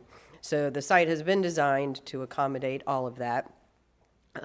There will be a large shade structure, if you will, in the center portion, and then designated parking spaces that will be for lease. So people will come and they will drop off their RV or boat. They will come whenever they want to go out on the boat or camping in their RV and take it and bring it back and store it here. So it's a pretty low trip generating, it won't cause a lot of issues for the surrounding neighborhood. The Blue Spring Villas subdivision is about 1,700 feet to the, I might have these reversed. I think it's on my next slide. Let me just do that. On the picture is a 200-foot buffer circle, if you will, and those are all vacant or developed industrial properties in the immediate area. And the Blue Springs Villas, you can see the south part of it here, and this is the Orange Tree Village Mobile Home Park right across the street from them on Levitt, is approximately 1,700 feet to the north. Shadow Ridge to the south is the next residential community, and you can see their northern houses along that is approximately 1,400 feet away. So when we were doing the special permits for Park Hill, we had single-family dwellings like right next door, right? And so that 250-foot buffer was important to the city council at that time, and we had Park Hill developers place door hangers on every door within a 250-foot buffer. In this case, there are no residential structures within that 250 feet buffer. You're probably getting a lot of truck noise on a daily basis. For the most part, being around that. Can I ask you a question? Sure, absolutely. The buffer, wasn't that regarding like putting their offices, their structural offices? Wasn't that what the buffer was about? That was for mobile offices. Mobile offices? Yes. And they didn't have to be That's not the same thing you're talking about? 35 feet, correct. Okay. This was just a buffer that the developers had to actually hang a door hanger on each house door that says, we're going to do an early pour. Right. At 1 o'clock and starting at 1 o'clock in the morning on this day, and this day. So it was actual notice. So what happens if we put this in place and we start getting complaints from Blue Springs Villas or Orange Tree Village? Can we, bring it back? The recommendation from staff is that you authorize they want to start this weekend. They're chomping at the bit. Chop, chop. They want Saturday and Sunday construction 7 to 7. And it would run for 5 months. November 17th would be the last weekend. It is 7 a.m. to 7 p.m. If you want to make those a little bit tighter time frames on the weekends, maybe let everybody sleep in until 9 o'clock, just in case you might be able to hear some of the construction. You're not going to have any building, so there's not going to be a lot of noise comes from the installing doors, and it's not a multi-story building, the actual structure itself will be pretty quick and will go up probably. But the nearest home is, nearest home is like 1,500 feet away. On average. So 80 decibels really isn't going to wake anybody up on a Sunday morning at 7 a.m. Probably not. It's about a lawnmower. So Sound. when Becky was out, Mr. Ruiz actually did the noise attenuation studies on this, and he determined that at the nearest subdivision, the level of noise that would be heard, that could possibly be heard from one of these devices, is right around the 50 dB mark. Is that correct? So it will be lower than the ambient noise of the traffic that is driving by on the street. Yeah. And That you- says it all. I was You concerned do about not the weekend. add your noise levels together. It's a whole different formula, so it's not an addition. All right, Ms. Darms, and then Alex after that. Well, I live in Orange Tree Village, and I've been passing that corner frequently. And the only thing that hurts my heart is seeing all those trees being knocked off. But I haven't heard a thing. So really, that's why I'm going, what? I don't hear anything. And I would imagine nobody at Blue Springs is hearing anything either. So I don't really see a problem with this.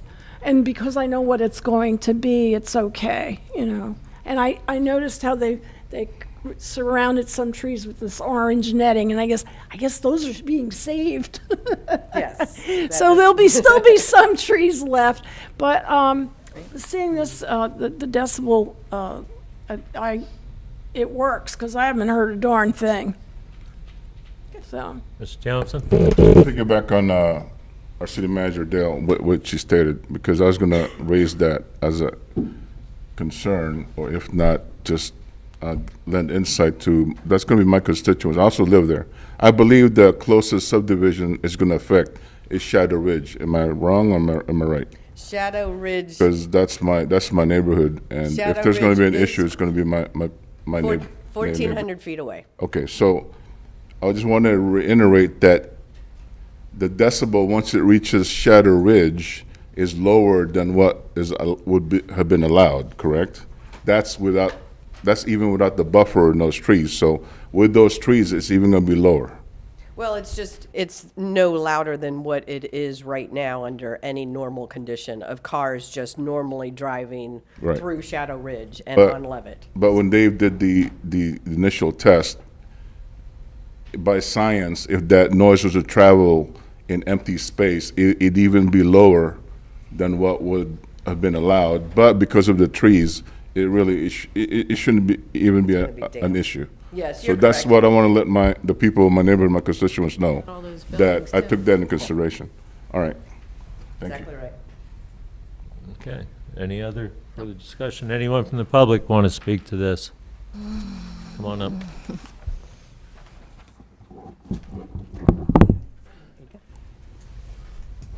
Patrick Murphy, 678 Swan Range Road, Blue Springs Villas, member of the HOA board as well. And I can't imagine that this would affect our noise levels. I mean, we live with gel with the noise during the week and everything. So I feel very confident to say that the residents would be fine and probably wouldn't realize anything's going on, except the fact that we do drive by that corner all the time. So, thank you. Great, thank you. All right, anyone else like to say anything? Okay, seeing none, I'll bring it back to council for action.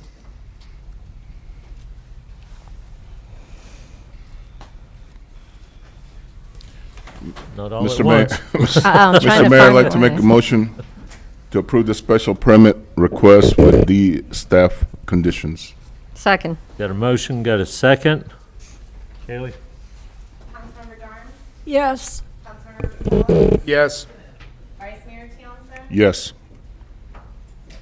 Councilmember Grimm? Yes. Councilmember Marks? Yes. Mayor Blair? Yes, and the special permit request is passed. Let's move on to 8B, the Good Citizenship Selection, 2024, second quarter. Maddie McAllister, Public Information Officer, you are up.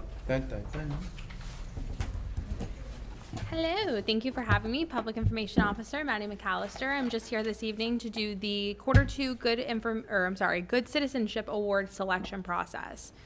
Oh, this is me. Just a quick review, these are going to be everyone that has received the award over the past 2 years. Most recently in March of 2024 was Miss Sherry Fox. We did have 2 nominees for that first quarter, which leads us to the general guidelines of this, all remaining the same just with the addition of what's bolded here. While nominations can be submitted without limit, an individual, couple, group, or organization is eligible to win only once per calendar year. So just a reminder that we did add that in where they can be nominated as many times as they want, but they can only win once per calendar year. That's the only change. Again, criteria and eligibility for this award all remains the same. Our nominations for quarter 2, we did receive 2 of them. One is Tracy Ortiz, and the other is Jared Kozo-Kazi, and that's not correct. So he is a teacher with Koskoski. Thank you. Starting with Miss Tracy Ortiz, she is a worker for GFL. She was nominated by Assistant City Manager Miss Christine Davis in the month of February of 2024. There was a Facebook post on Orange City Community, which is a page, by Renee D. Santo. Renee fell in her front yard and GFL was driving past. They stopped and they helped her up, and they actually called 911 and an ambulance was dispatched out. So Tracy stayed with her and waited for the ambulance and made sure she was okay.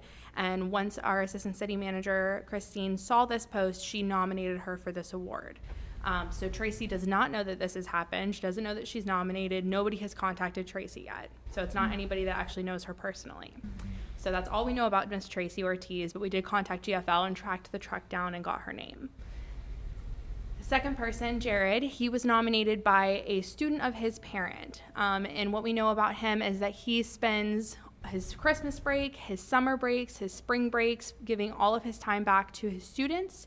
And the parent that nominated him said that the time that he has spent with this student has just kind of opened them up out of his shell. And under the direction of Jared, the team has won the superior ratings for the marching band, jazz band, and wind ensemble at the district MPA, which is the music performance assessment.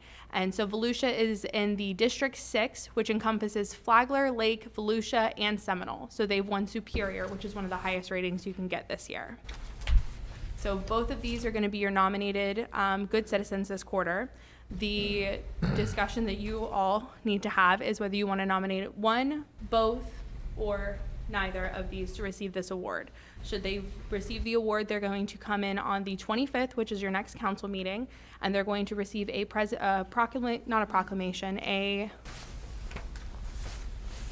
certificate during the presentation portion. of your council meeting. We just call him Mr. K at University High School. Mr. K, I was waiting for you to jump in. I was. I didn't want to be rude. No. Yeah. Again, it was all written, so there was no, they shouldn't sound it out for me when the submission came in. Absolutely. Well, I don't see a problem with us nominating both of them. But I agree with that. The first one was circumstantial, so she acted upon something that she saw, and that was recognized. I fully agree with that one. You guys know I'm the one that came up with this initiative early on when I got voted in, and I want to stay with the criteria. Now, the teacher, I just want to say we should expect high levels with our teachers, and but the thing, and I was kind of glossing over it, but I do agree for him getting an award also. Not only does he put himself in performing at an excellent level as a teacher, as an instructor, music, but also what won me over is that he spends a lot of his own time in that pursuit. So yeah, I agree with both being nominated. So we got one going above and board for the kids, and then we have a woman helping a stranger who was in need, Right. medical need. Right. So yeah, I think both are a winner. Ms. Marks? I wanted to say that it's awesome that GFL did this, someone from there did this. I think that's amazing. That's what this program is about, is someone stepping up and doing something really good for the community. So I say yes to Tracy. Mr. K is phenomenal. He's a phenomenal person. He is a phenomenal teacher. My stepdaughter's in the band, and she has grown so much too. And I did the same thing. I perused over it, and I was like, wait a minute, he's getting paid for this though. But then when you read through the agenda, he puts in a lot of his personal time to the parades and things like that. So I'm on board with both. Thank you. All right. Anyone else? Okay. All right, I will Action. contact both of them.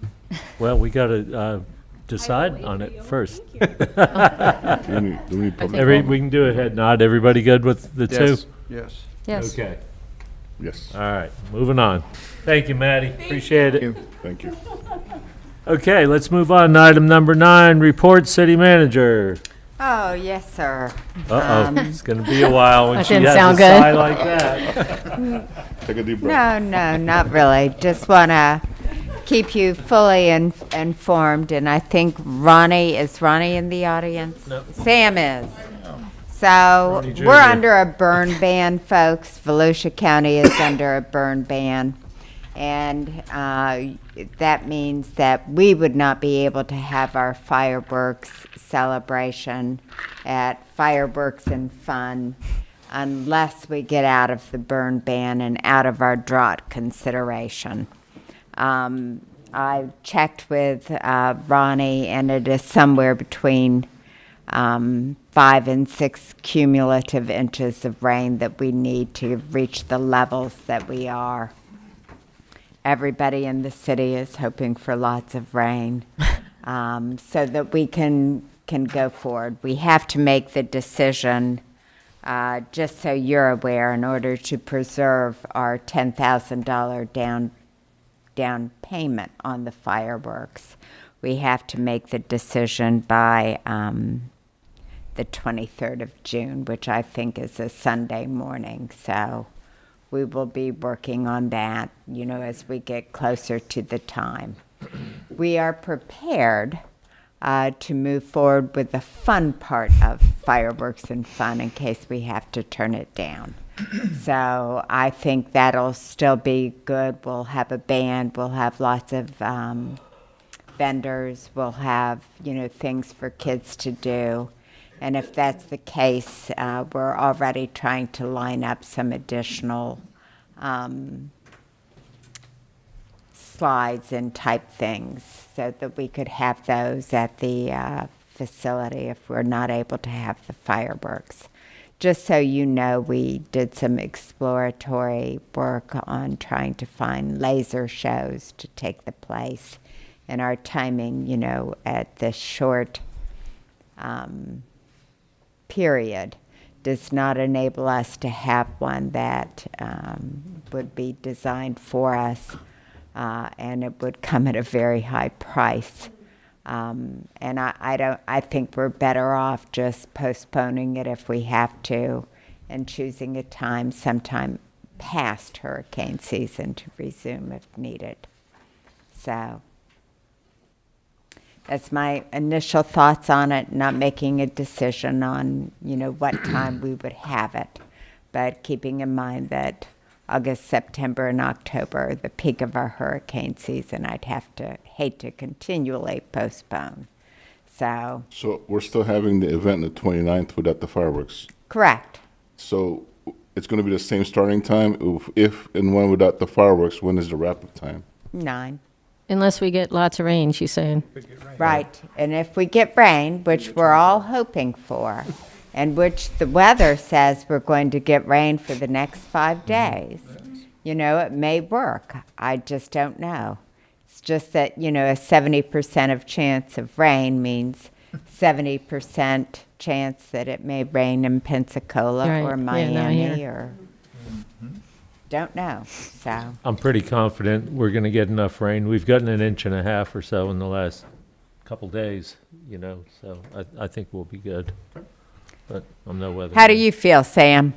Well, even with the rain that we got tonight, the drought index, it's only going to drop. I'll know tomorrow morning on that, and we'll keep an eye on it for sure. Even if we do go forward with the fireworks, we're going to have extra people out there to make sure everything's safe. Good. Thank you. So I have one more item, and that is in relation to where we are on our grant applications. As you know, we have already made one huge submission under the FEMA Hazard Mitigation Grant Program, which was to raise the level of Graves Avenue, and we have submitted a request for our response to a request for additional information on that, in which we faced an initial denial because they didn't believe that our roadway carried enough traffic and that it was not a major roadway. I understand but disagree with their viewpoint. Even though we don't encourage truck traffic on that roadway, it is a major artery for the people in normal passenger vehicles.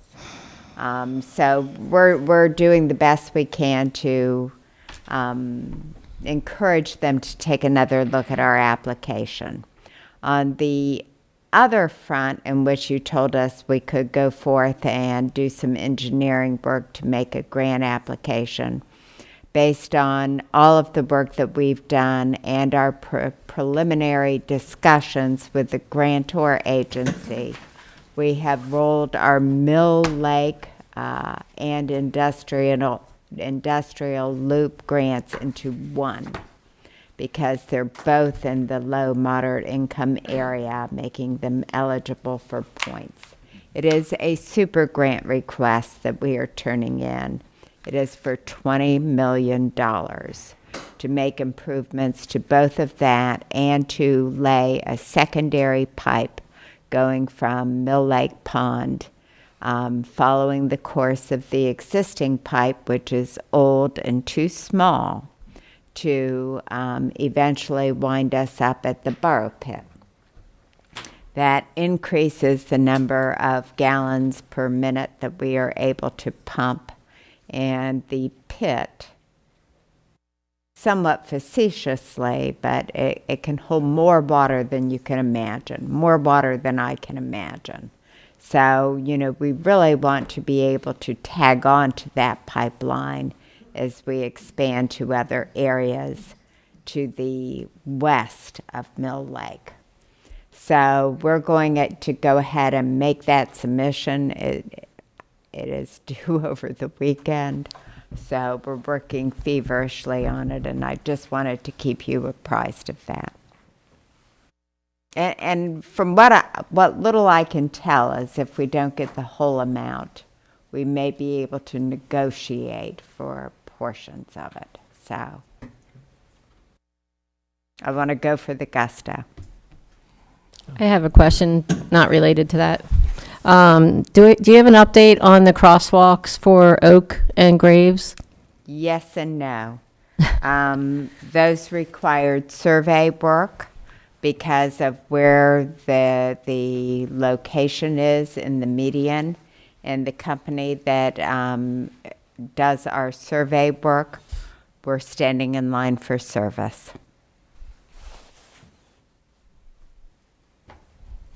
Everybody's busy. Everybody's busy. Everything related to construction, from survey work, which is your initial, to laying sod, takes far longer than we would have expected pre-COVID. The reason I was asking that, you might not all know, is people are crossing over Oak and Graves, and Graves is very busy, like we just said. And I've had people come to me and say something, and then we see someone try to cross the road like it's playing chicken with a baby carriage and things like that. So that's why I asked if she could look into that. I just did this week, and that's where we are. Thank you. Okay, anything further for the city manager? Seeing none, city clerk? First up, I have some exciting news. Our very own Orange City Youth Advisory Council was announced as one of the community service contest winners for the Florida League of Cities. So they actually won funding of $250, and they will, the Florida League of Cities will attend a future council meeting and present that trophy to our youth council. So I'm very, very, very proud of them.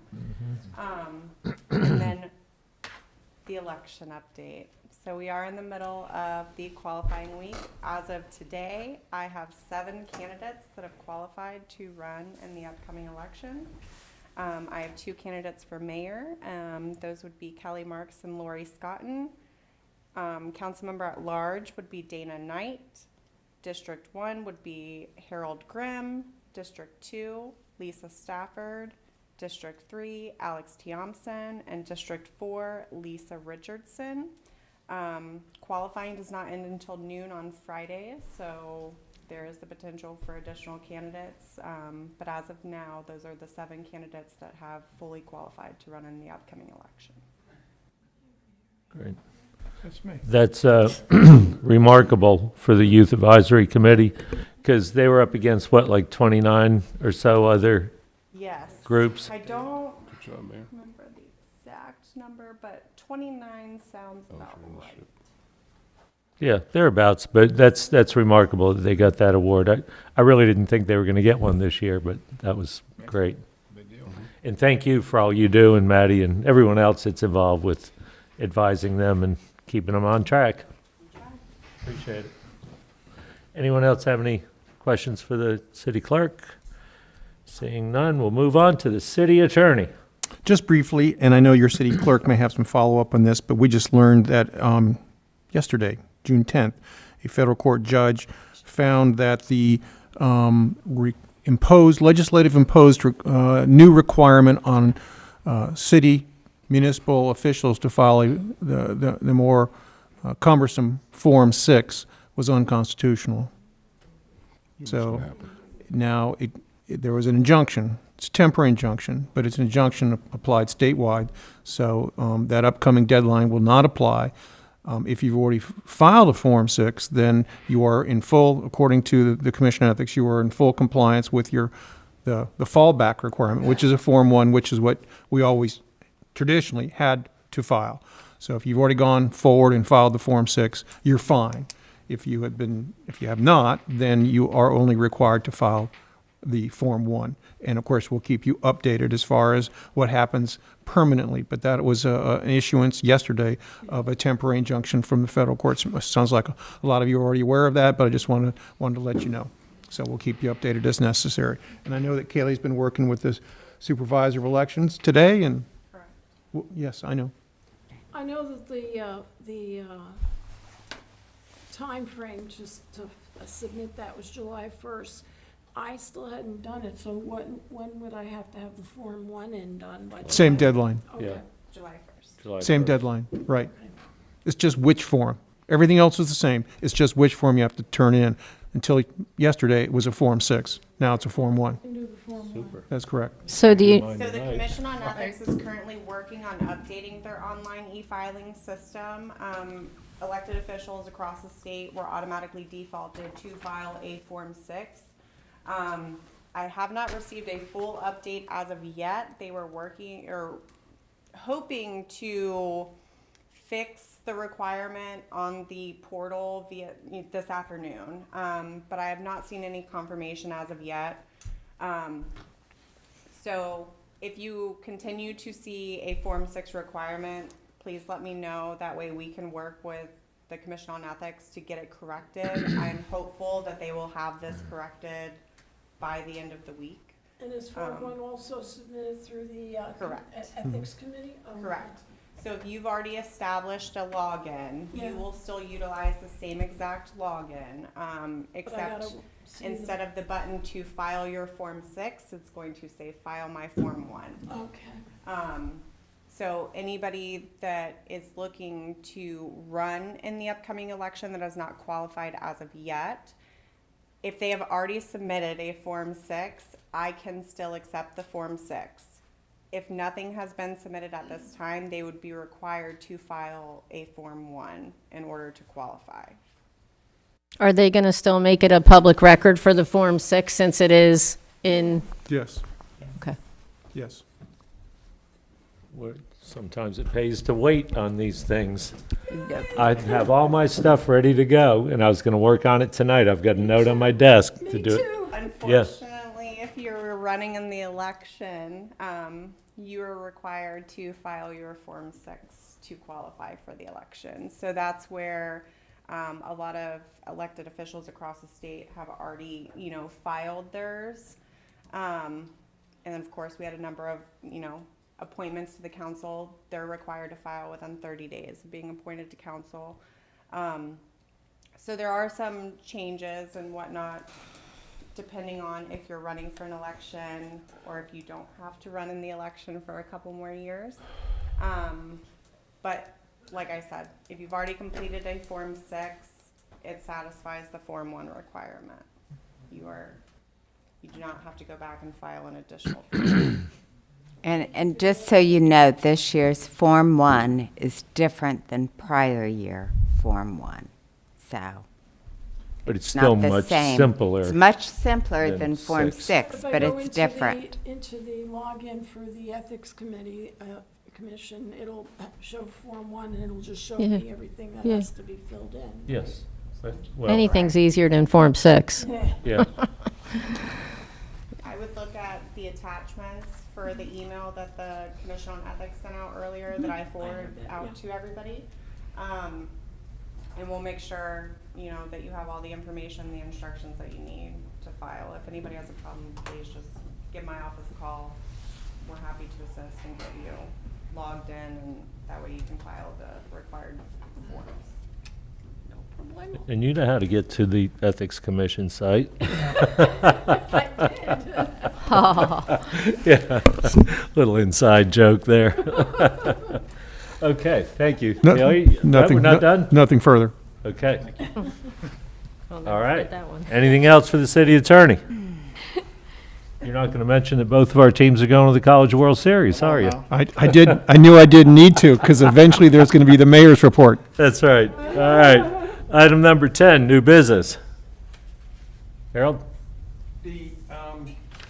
Thank you, Mr. Mayor. The panhandlers, I got constituents, multiple constituents asking me, Saxon and Enterprise, Saxon and by the Walmart there. It's protected. Protected speech, perfectly legal. Can't do anything about panhandling unless they're breaking some other law. So if they are being aggressive or threatening people, we can deal with that. If they are obstructing traffic, we can deal with that. If they are preventing people from moving forward on a sidewalk and blocking their path, we can deal with that. But if they're out there begging for money, it's a protected free speech, and we had to repeal our laws. So we get, requests from people as well. But I think it's important to fully understand what the city manager has said. It is asking for money, either verbally or on a little sign or whatever. It is speech. It's protected speech. Behavior is not necessarily protected. Aggressive is what your city manager just said, and that is if they're doing something that violates a traffic law or something like that, then it has nothing to do with speech. It has to do with the violation of the traffic law. If they're accosting you, if there's an assault involved, that sort of thing, has nothing to do with speech. That's behavior, and that is something that obviously for public safety purposes, since it's not speech, then a local government can regulate that. Thank you. Okay. Any other new business? Seeing none, we'll move on to item 11, approval of minutes. We've done that in the consent agenda. Does anyone have any comments or reports to make? I do. Ms. Marks? First, I want to say the Schools Out Festival was wonderful. Thank you, everybody that came and helped out and for the sponsorship. There's about 1,800 people that showed up, so it was very successful. The weather was great. And I attended the former Beacon Center domestic violence shelter, their fundraiser. And the reason I'm bringing this up is because they had a bunch of elected officials there. I went there on my own personal thing. But they had mentioned that they may be looking to the cities to help fund that shelter, kind of like we do for the neighborhood center. So I just want to kind of put that on your radar. They're going to be reaching out to the cities to do that because the building has gone into disarray, and they need a lot of funding to bring it back to its normal state. And let me see, there was one more thing, I think. Oh, and I will be out of the country for a while, so I'll see you next council meeting. I'll have a PowerPoint and everything ready for you. Great. I'm just kidding. Great. No, hey, I love adventures, I know. Yeah, that's cool. I just need to know, are you going to have a bright orange outfit prepared for your trip? I thought about it. I thought about it just for You can fun. borrow my suit. I'll have it altered. All right. Alex?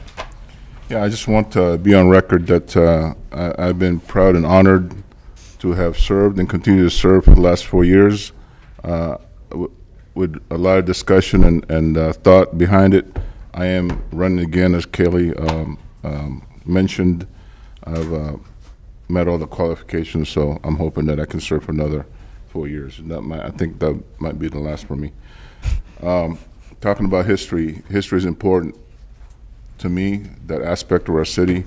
And in that, part of my early initiative was to recognize this city as being a part of great history, and that I just saw recently that the big plaque for the Betsy Ross Airport, and we are now in discussion of doing a formal unveiling for that. It's going to be a big thing, I'm hoping, for the city. I'm not going to take all the credit. I have a next door neighbor who brought it to my attention, and if people don't know, it's the person who established much of Orange City back then was some kind of, I forget his name. He's into the seed business, but Dickinson, his cousin or relative was Betsy Ross, and part of our city was utilized as an all-women's airport. And I think that's important to emphasize, is that this was back in World War II, where female pilots were an anomaly, not a norm. And I'm big into recognizing veterans for what they've done. And in my book, these women are heroes and need to be recognized. And part of that area, I forget the subdivision, but Sparkman and Rhode Island was that area was part of an airport that was utilized back then. So I think it's an important part of our history. It's important that we recognize it. It's important that we look at these women as heroes, and I'm glad that we're doing that. And with regard to, like I said, history, we're doing what we can to recognize it. Water. When I was getting my signatures petition signed, that sort of came up along with the Kentucky Avenue thing, and I took a lot of time. I didn't get a lot of signatures, but took a lot of time talking to people about their concerns. Every time we have a budget consensus where we have an expert here discuss what we're going to do with our money for the future, my first sentence to them, him or her, it's been a him, for the last, since I've been here, is that water is life. Water is so important to me that when we were getting COVID money, we were discussing where we're going to put it, and I said put the majority of that in our water projects and initiatives. So I know a lot of people see that orange water in Orange City and think that we're not doing anything about it. We're doing a lot, believe me. Dale will back me on this. We've gotten a lot of grants. Magdalia does a lot. So with regard to water, yeah, we have your concerns, we hear you, and I'm sorry about the color, but we want to make sure it's as safe and clear and pure as possible. There's an initiative with Florida Wildflowers. I think the Women's Association are going to have some sort of ceremony at Alberta's Cottage. That was also an early part of my initiative, is that I wanted to recognize or use part of common areas within the city with an initiative that puts native Florida wildflowers in place of grass that we have to manicure and put pesticides in. And so I'm glad that that's being done, and I'm hoping that we see more of that in the city and more of that in our common areas. So that's it. I appreciate it. Thank you. Anybody else have anything? I believe that Ms. McAllister has the date of the Betsy Ross unveiling. We've picked Wednesday, July 17th at 9 a.m. and we'll be Outstanding. sending out a formal invitation to council, public, and staff members as well. Good. Thank you. You're very welcome. All right. With that, I'll entertain a motion to adjourn. So moved. Got a motion? Second. Got a second? All those in favor signify by saying aye. Aye. Aye. Those opposed? We're adjourned. Good night.